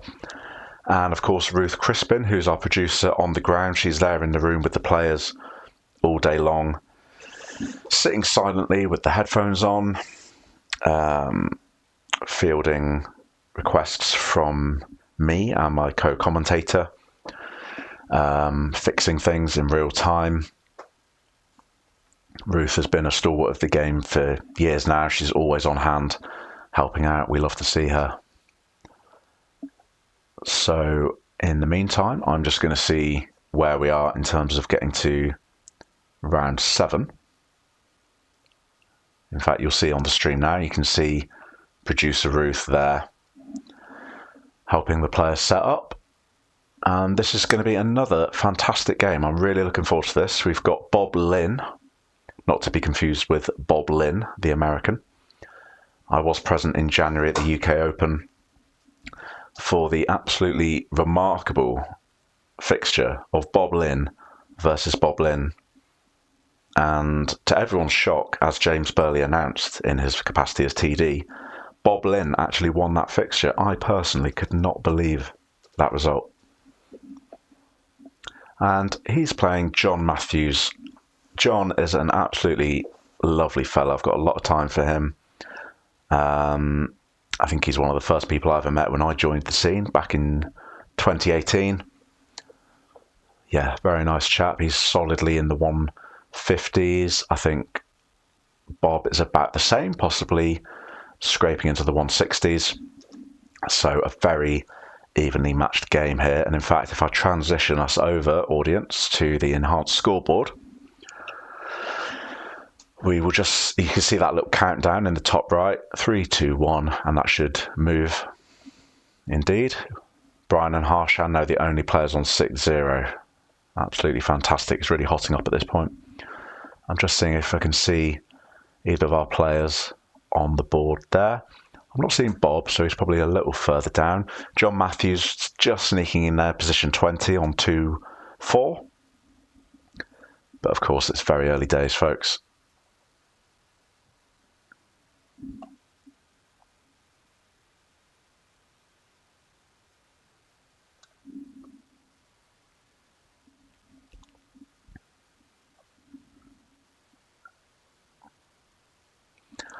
And the players are just bagging up now. And yeah, we're going to get going. Let me just change the names of the players. So, kicking us off, we've got Bob Lynn. And again, he's up against John Matthews. Two absolute gentlemen of the scene. Delighted to see them both on stream playing each other and giving us some good old-fashioned Scrabble entertainment. So let's transition us over. John has started the clock and we're kicking off with Bob. Let's see what he draws into.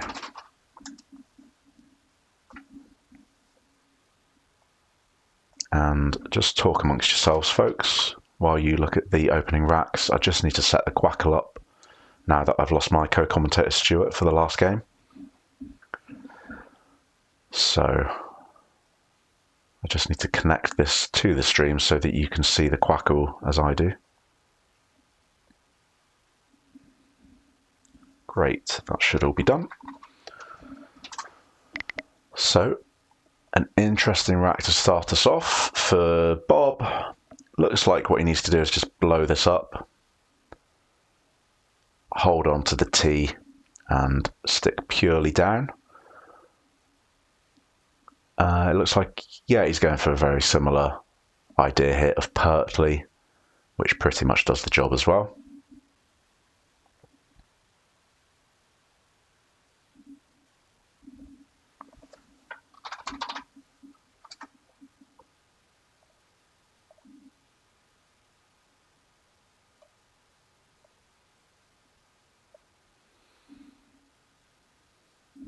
And we move over to John, who's got a pretty crazy rack to open. 3 A's, a V, G, and the Q.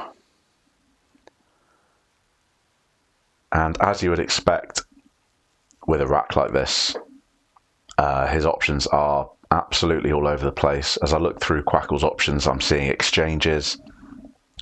I'm seeing the queue going down, leaving absolutely insane leaves. He does actually have a standout play, simply cat, and that is what he's gone for. Quackle approves.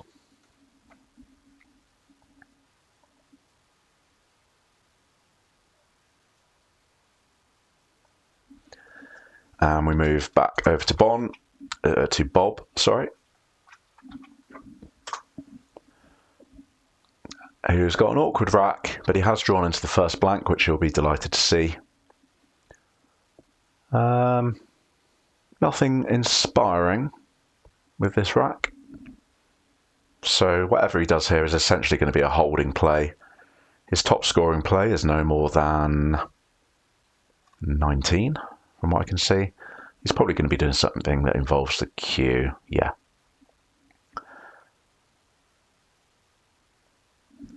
Well, okay, so this is actually not a move I expected. I respect the volatility. Setting up an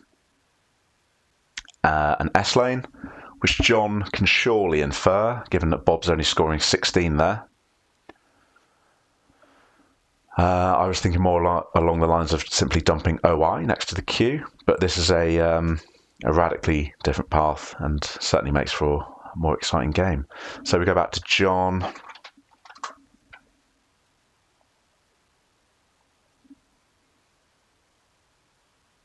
Who thankfully did not triplicate those two A's that he held onto when he played cat. And he's gone ahead and played vagina.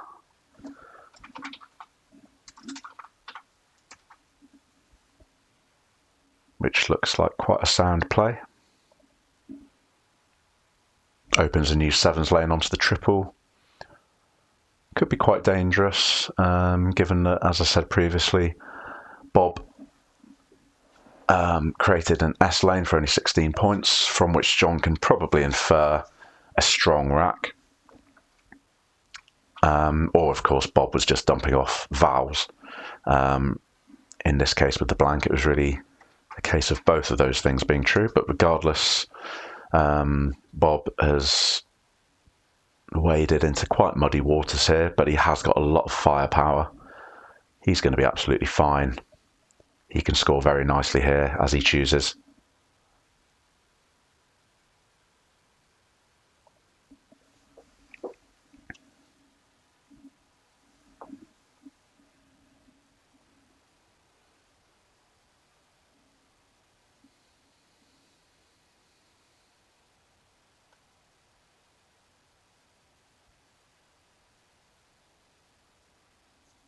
So just taking a bit of time, perfectly understandable, because there's many routes that Bob could go down here.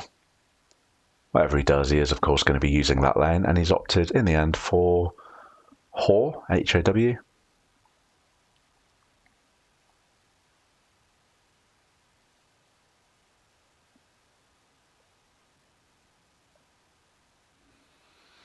And we move back to John.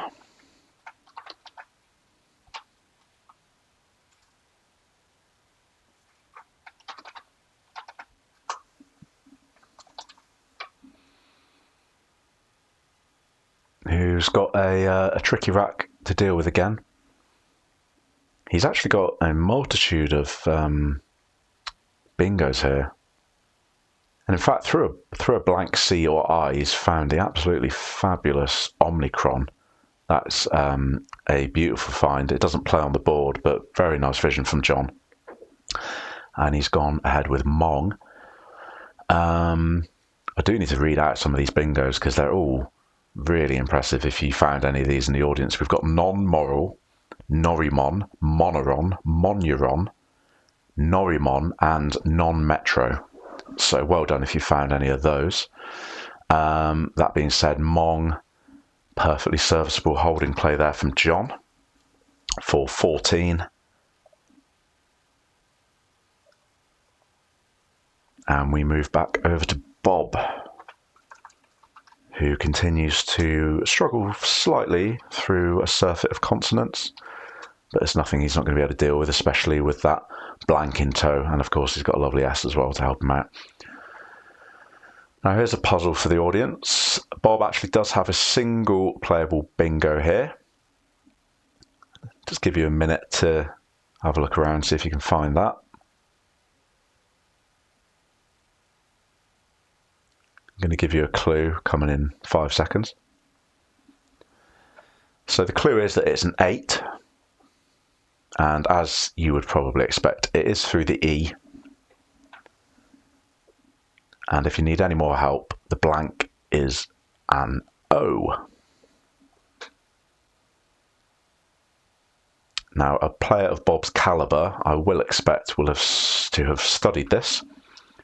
Of course, finding it in-game with a blank, very different, never mind the fact that he's also on stream.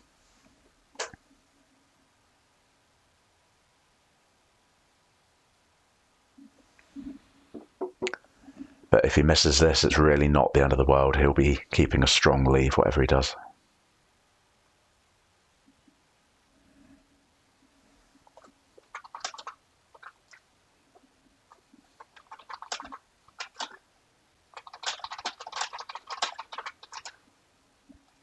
I'm just communicating with our producer, Ruth, on the ground there. Now that I'm on my own, I'm having to do a bit more admin while I keep in line with what's going on in the game. So Bob unfortunately hasn't found that bingo. That was binocles, similar to binoculars. In fact, I believe it's the same. I believe they're synonymous, although don't quote me on that.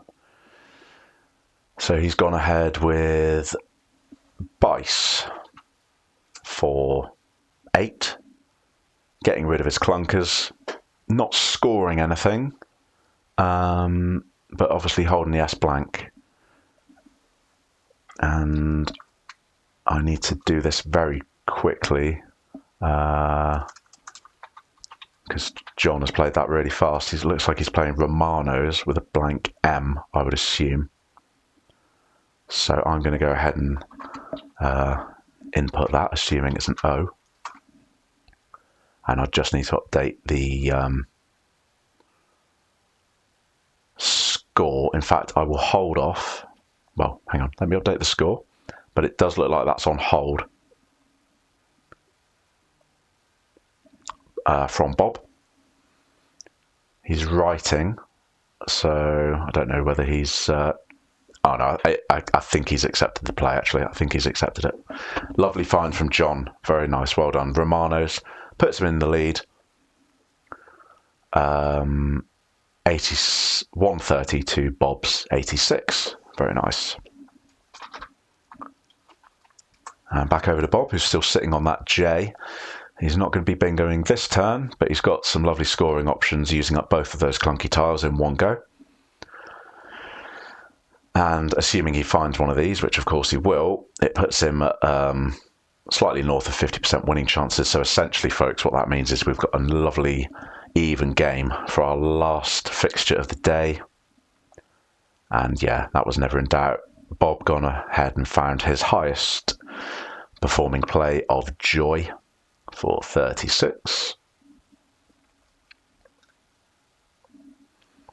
And we move back to John, who's drawn into a tricky rack. Surfeit of vowels, the dreaded UW combination. Got a G thrown in there as well, so nothing especially inspiring here, folks. That being said, as I've noted throughout the day, the very best players still find the winningest plays, even among these medium nondescript racks. Now for John, he does actually have a standout play of Woo, W-O-O, on the far right of the board, making Mongo a fairly obscure hook. He has gone for Grow, which achieves quite a lot as well, so that's a perfectly serviceable play. Holding play there by John. And we move back to Bob, who I think is finally going to be able to cash in on this blank that he's been sitting on for a few turns now. That is going to boost him into the lead. And it's actually going to give John a little bit of trouble, because John is sitting on a pretty horrendous rack, 6 vowels. The question now is just, what is Bob actually going to play? I think that's going to be lounges. Yep. So nicely done by Bob. Turns like this, where you have a plethora of bingos, it's easy to get embroiled in agonising for minutes over perfect placement. Practically speaking, most of the time, that's not the best way to play. Just get something down if they're all much of a muchness. So that puts Bob, onto 197, and it's John on turn with 149. He's sitting on a rack of 6 vowels. You hate to see it. He's lining up O, E-A-U. He does have the option of playing the famous 6-vowel, 6-letter word uwe, which is a synonym of the Scrabble famous word uoi. It's the same word. It's an interjection of Barkic frenzy. However, he's gone for outer, which is Quackle's second favourite play, only after outgrow, extending John's previous play of grow. Outer, leaving 3 E's. If you're going to triplicate any letter, then yeah, fine, make it an E. Could be a lot worse. John has drawn a 4th E, but as I just said, if you're going to have 4 of any letter, you can't, you'd probably take an E. So it's still very much anyone's game. There's 30 points in it. Bob's got some lovely scoring potential here, though. He's got 30 points on offer, making leafed. And in fact, Quackle is actually favouring that move. So that's leafed off the L of lounges, taking out the threat of that triple word, and leaving decently as well with DI.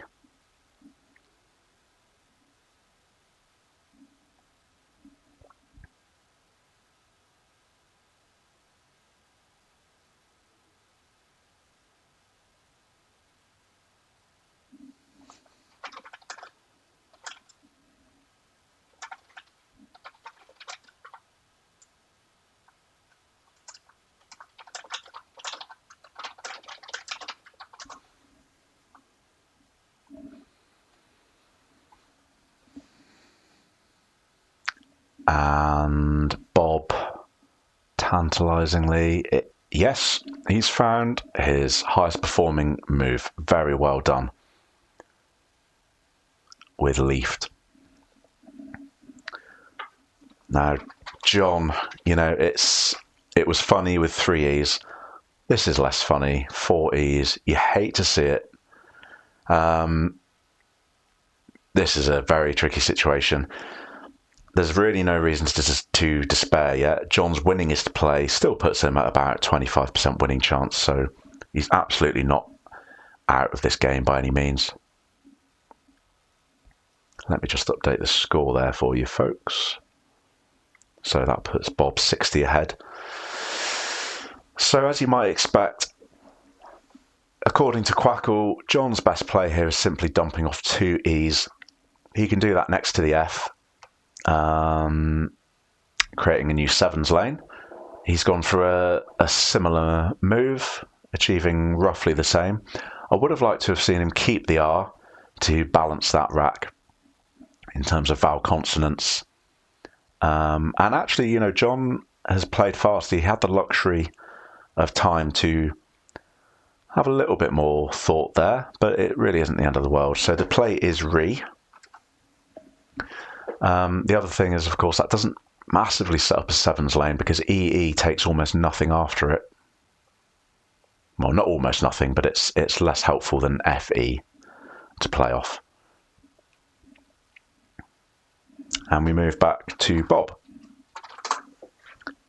who's got a similarly uninspiring rack. The difference being, though, that he is 40 ahead and on turn.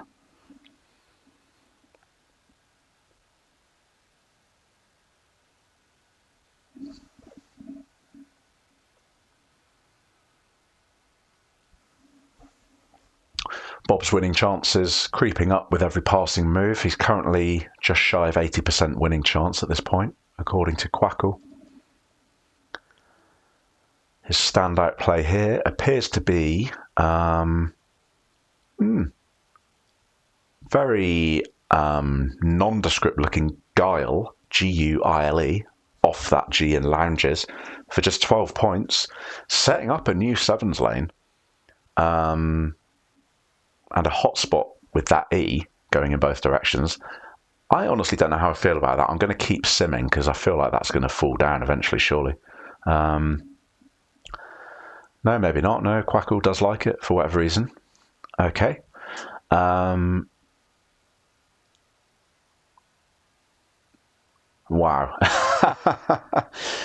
Very well caught there by Bob. Very well caught.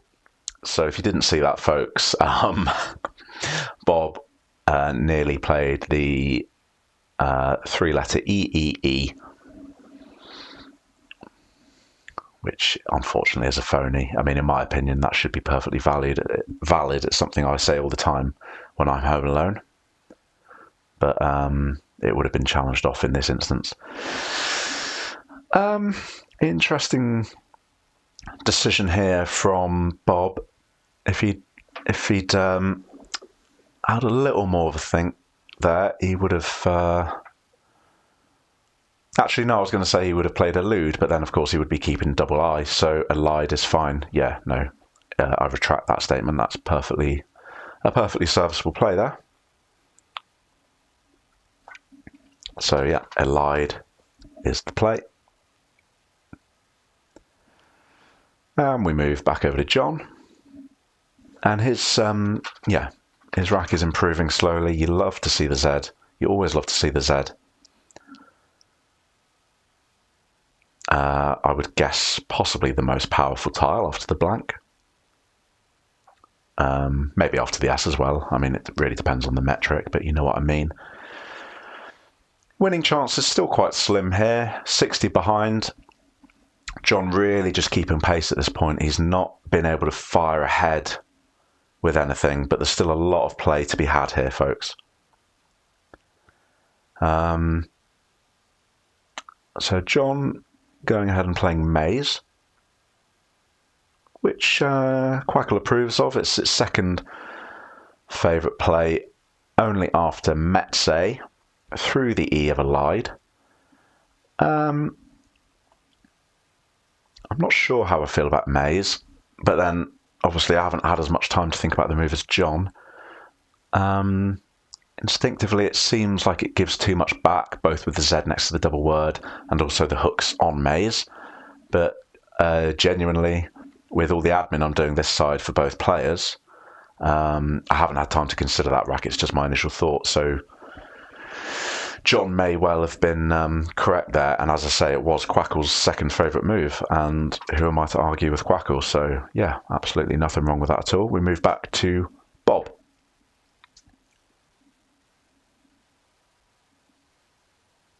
And he's going to be able to carry on applying the pressure here if he so wishes. He's got some nice options here.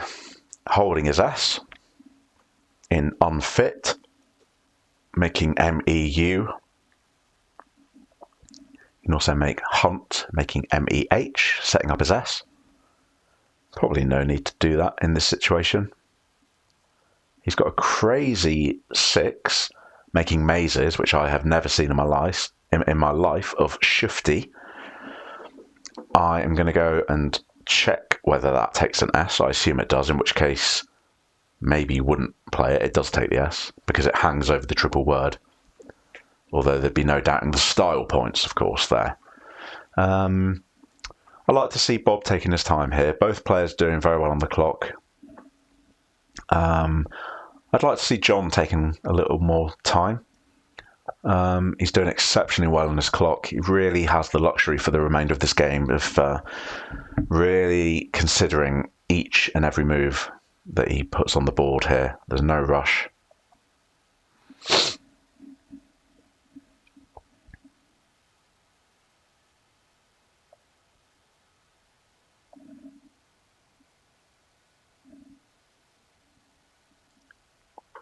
Yeah, this is a very nice play from Bob. It achieves multiple things. Takes out the threat of the multiple hooks to maze of the R, the D, and the S that could have been open to John.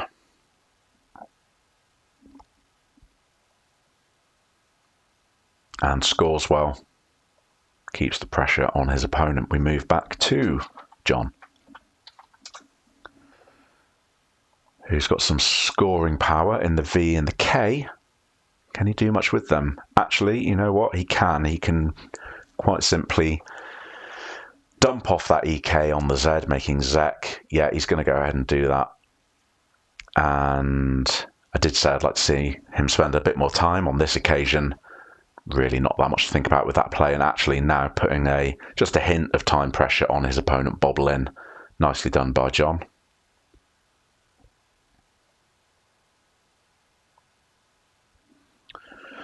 And we move back to Bob Lynn.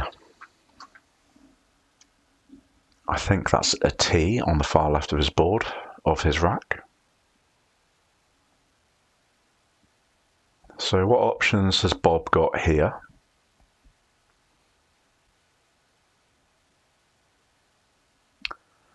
It's a clunky rack, so whatever he does is not going to be leave a particularly awe-inspiring leave. I'm just running a sim on Quackle. At the moment it's liking perhaps Pfui. PFUI onto the I of Bice, which gets rid of the three worst tiles on his rack, keeping a nice leave of DINT. I actually really like that, you know. But it's going to get interesting because just looking ahead slightly to John, whatever Bob does here, it's not going to score fabulously well. Most of his candidate plays do nothing to address the S hook on Zek, which, to be fair, Bob could not have inferred John had. Zek's just a pretty standard tile dumping play, but John probably going to have something scory onto Zek. However, Bob has made the one candidate play that does really gunk up that spot, and in fact it means that John now cannot use that S hook on Zek and hit the double word. Perhaps that factored into Bob's thinking there, but either way it puts John at a 50-point deficit on turn. He's seen that he has a victors through a non-existent O. In actual fact, his candidate plays, what's he got? Interesting, yeah. Candidate plays really all over the place here. He can blow up the rack for 43 with evicts, making EW on the far right of the board, leaving an R. He could go a totally different way and just dump that V, making div off the DI that Bob has just created with FID for just 7 points, but leaving sighters and creating a pretty nice, well, not an incredibly lucrative lane. The E or an A would need to be, or an I would need to be in second position there, but it certainly does something to the board, beneficial to John potentially. And this is also very nice. I like this play from John. Opens a new sevens lane. I must point out though, far and away his standout play on Quackle was evict, so not evicts with the S, but holding the S, because he's got the case S. Both blanks have now been played. That would have given Bob serious pause for thought. And again, just to gently critique John, probably could have spent a bit more time just looking at his tracking there, realising he's holding the case S, and then considering how he might leverage that. Of course, absolutely no slight on John there. He may have even considered that option, unbeknownst to me, and simply decided it wasn't worth it. So, as I say, divvy a very serviceable option here. And in fact, we do see John has drawn into a bingo. And that's really, really going to spice this game up. That being said, I move back over to Bob, who is 40 points in the lead. He's drawn the X. And like John in the previous move, he can either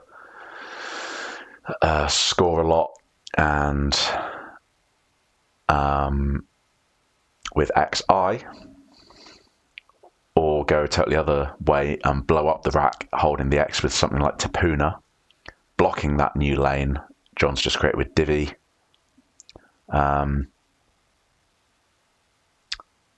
Bob going something of a middle ground with Lanks. I really like this play, good vision. He's blocked that new sevens lane that John has just created. And in fact, he's blocked Cotters, which John was going to be throwing down immediately onto making whores. Much more pause for thought now here for John. He does have, however, folks, a solitary bingo, and it's not an easy one. He has one playable 8-letter word, and in fact it fits perfectly. It's through that N that Bob has just laid out in space with Lanks. And we do see that John hasn't spotted that, so that play was cornets, which would have been a lovely find. That being said, John's play of octets, also very nice indeed. Again, as with the play of evict, he could have held that case S and given Bob a lot of trouble blocking it up. That being said, he has scored and kept the pressure on.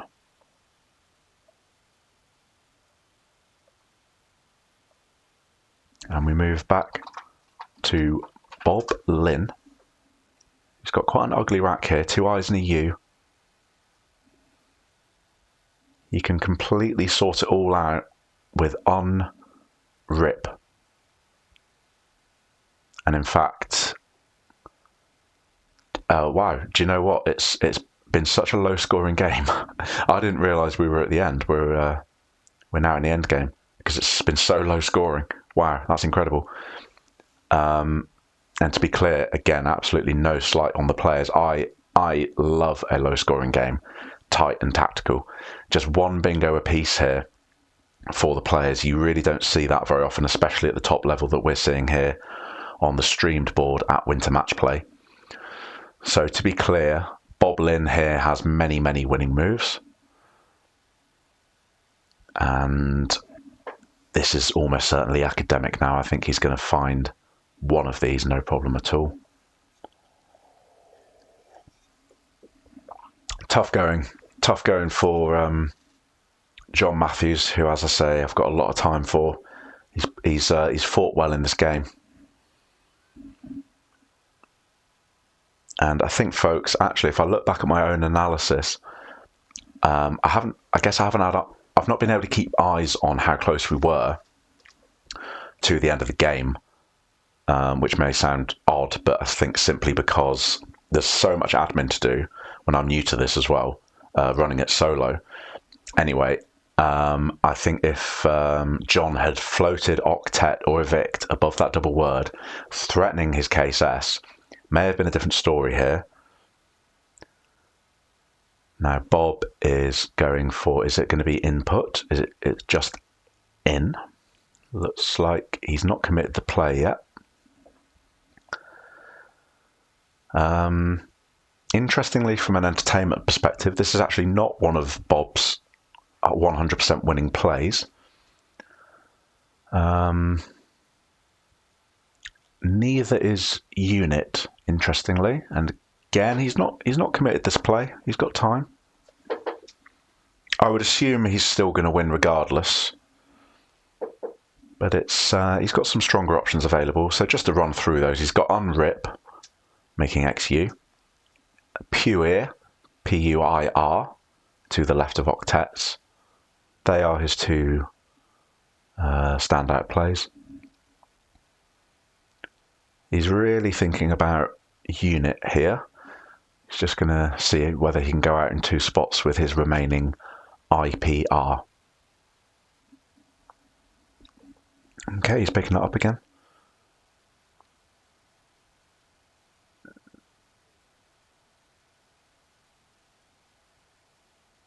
Inti. Okay. Okay, so the play is Inti. And again, interestingly, not actually one of his 100% winning plays. I do believe that's going to be academic, but we're just going to see how this plays out. Let me update the score there for you folks.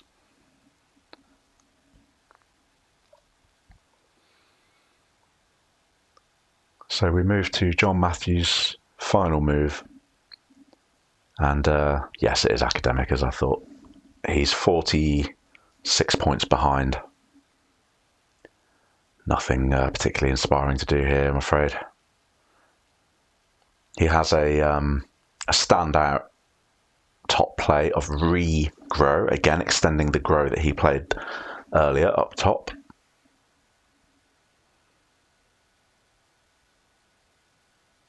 That would score 26.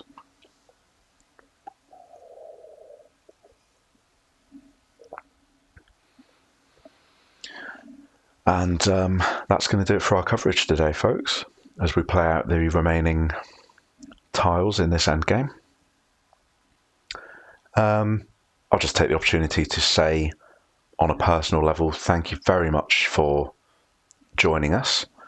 I know you're not watching this live, but hopefully some of you will be watching this back. It's been a great privilege to have been asked by producer Rick Kennedy to anchor this stream. It means a great deal to me, especially as given my work situation at the moment, I'm not really able to be playing in tournaments, certainly not majors. So this is really helping me with the FOMO, as it were. And yeah, just delighted to be here and emulating some of my idols, such as Will Anderson, David Webb, just absolute legends of the game who I've listened to for years, providing commentary and analysis, and hoping in some small way I can bring my own flavour to this ever-expanding realm of entertainment, folks. So yeah, thank you very much. John has played Brits for 13.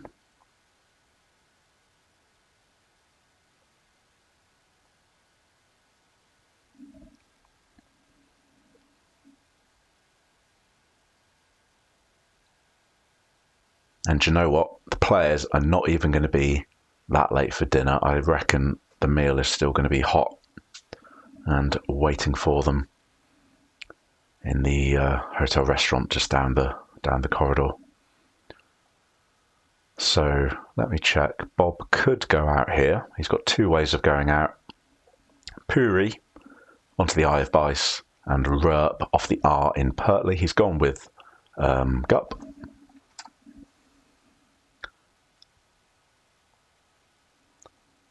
John likewise could go out with his DEL. He's played off his DE. He's done that so quickly I can't quite see where it is. Jade. Nicely done.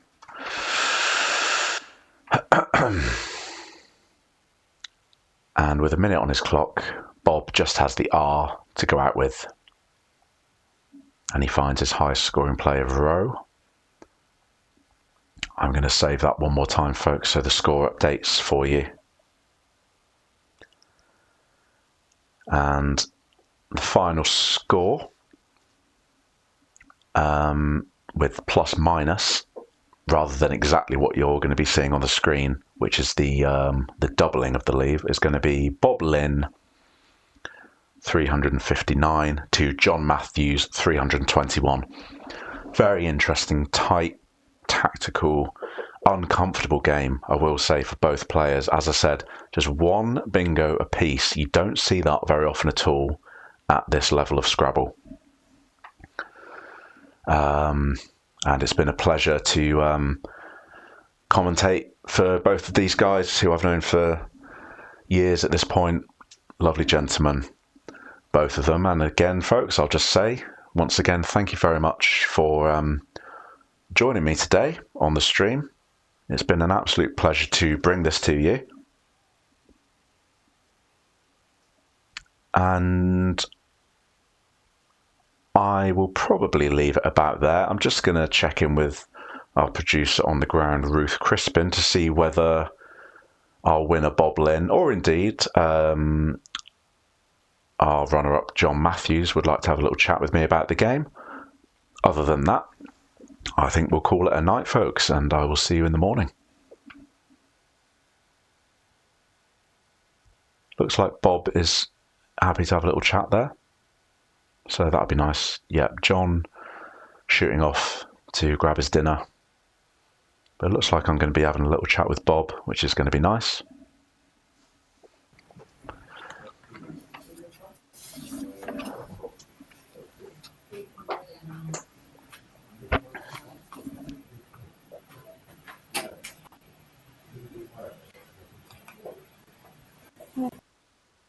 You can sit in that seat. Thank you. And then if you put this on, Thank you. you should be able to, you can see Joseph there. You can see you through there, or you can see you Bob. here. Oh, hi. Yeah, how'd it go? Nice to see you. Oh, nice to see you too. How are you? How are you? Really good, thanks. Yes, so I've just been saying to the audience, very interesting, cagey, and if I do say uncomfortable game, just one bingo apiece. Not very often that you see that at this level of Scrabble. How did you find that game overall, Bob? Okay, a little unnerving. I think that both of us probably missed a number of things. I certainly feel sure I did. Yes, cagey. So, yeah, of course, one's happy to win. But yeah, John and I are more or less of a similar level, so he'll probably get me next time. Absolutely, yeah. I mean, you played some interesting moves. Coin off the cue. I wasn't expecting. That was really volatile. I respected the aggression there, holding the blank. Yes, I mean, there may have been a 7-letter word with the letters I held, which were rather vowel-heavy, because he just played 2 letters. No, well, because he'd only played 2 letters in the previous go, I kind of assumed that he didn't have an S. And I thought, and I was looking for turnover as well. So yes, I thought that it would be good to open that line in order to get a good bonus. Yeah. That's a really nice inference, actually. I didn't think of it like that. Yeah, as you say, based on John's previous play, of just 2 tiles. Yeah, absolutely. Yes. Otherwise, yeah. Go on. Yeah, I was going to say another Lanx near the end, really nice, very, very savvy to block that new 7s lane that John just created. In fact, unbeknownst to you, you did block. He drew into cotters, making whores, so you did block. That was probably a game-saving play there. Yes, I could see that he was probably shaping up for a bonus word, and yes, it was a deliberate play. I mean, sacrificing a few points there. Yeah. Like Lanx, making it very hard with the X in the middle of the word to make a bonus word. Yeah. Absolutely. Yeah. And the only other thing of note from John's side was good. I was just going to say the only other thing of note from John's side was when he played octets, he obviously had the case S, so he could have given you a lot of trouble if he'd held onto the S. Really would have given you a lot of things to think about. It could have been a different outcome, but he did score well. Bob, finally, just generally, how's the atmosphere at Winter Matchplay? How are you finding the tournament so far? Oh, I've always enjoyed it. Yeah, I mean, I know Mike's been doing this particular tournament for maybe the best part of 30 years, and it's a lovely venue. I think everyone loves to come here. and the hotel itself is the facilities here are excellent. It's very central, Milton Keynes, so altogether good. And it's a good time of year. November is not such a sort of going away time. People go away at Christmas time or perhaps in the new year, summertime. So very happy to be here. Good. And how did you find playing on stream, just finally? I've done it once before, I think, and it was okay. Today, again, okay. Yes, a little unnerving. I think we were probably tighter. I was tighter in the play than I might otherwise have been. So, no, I don't have any difficulty with it, really.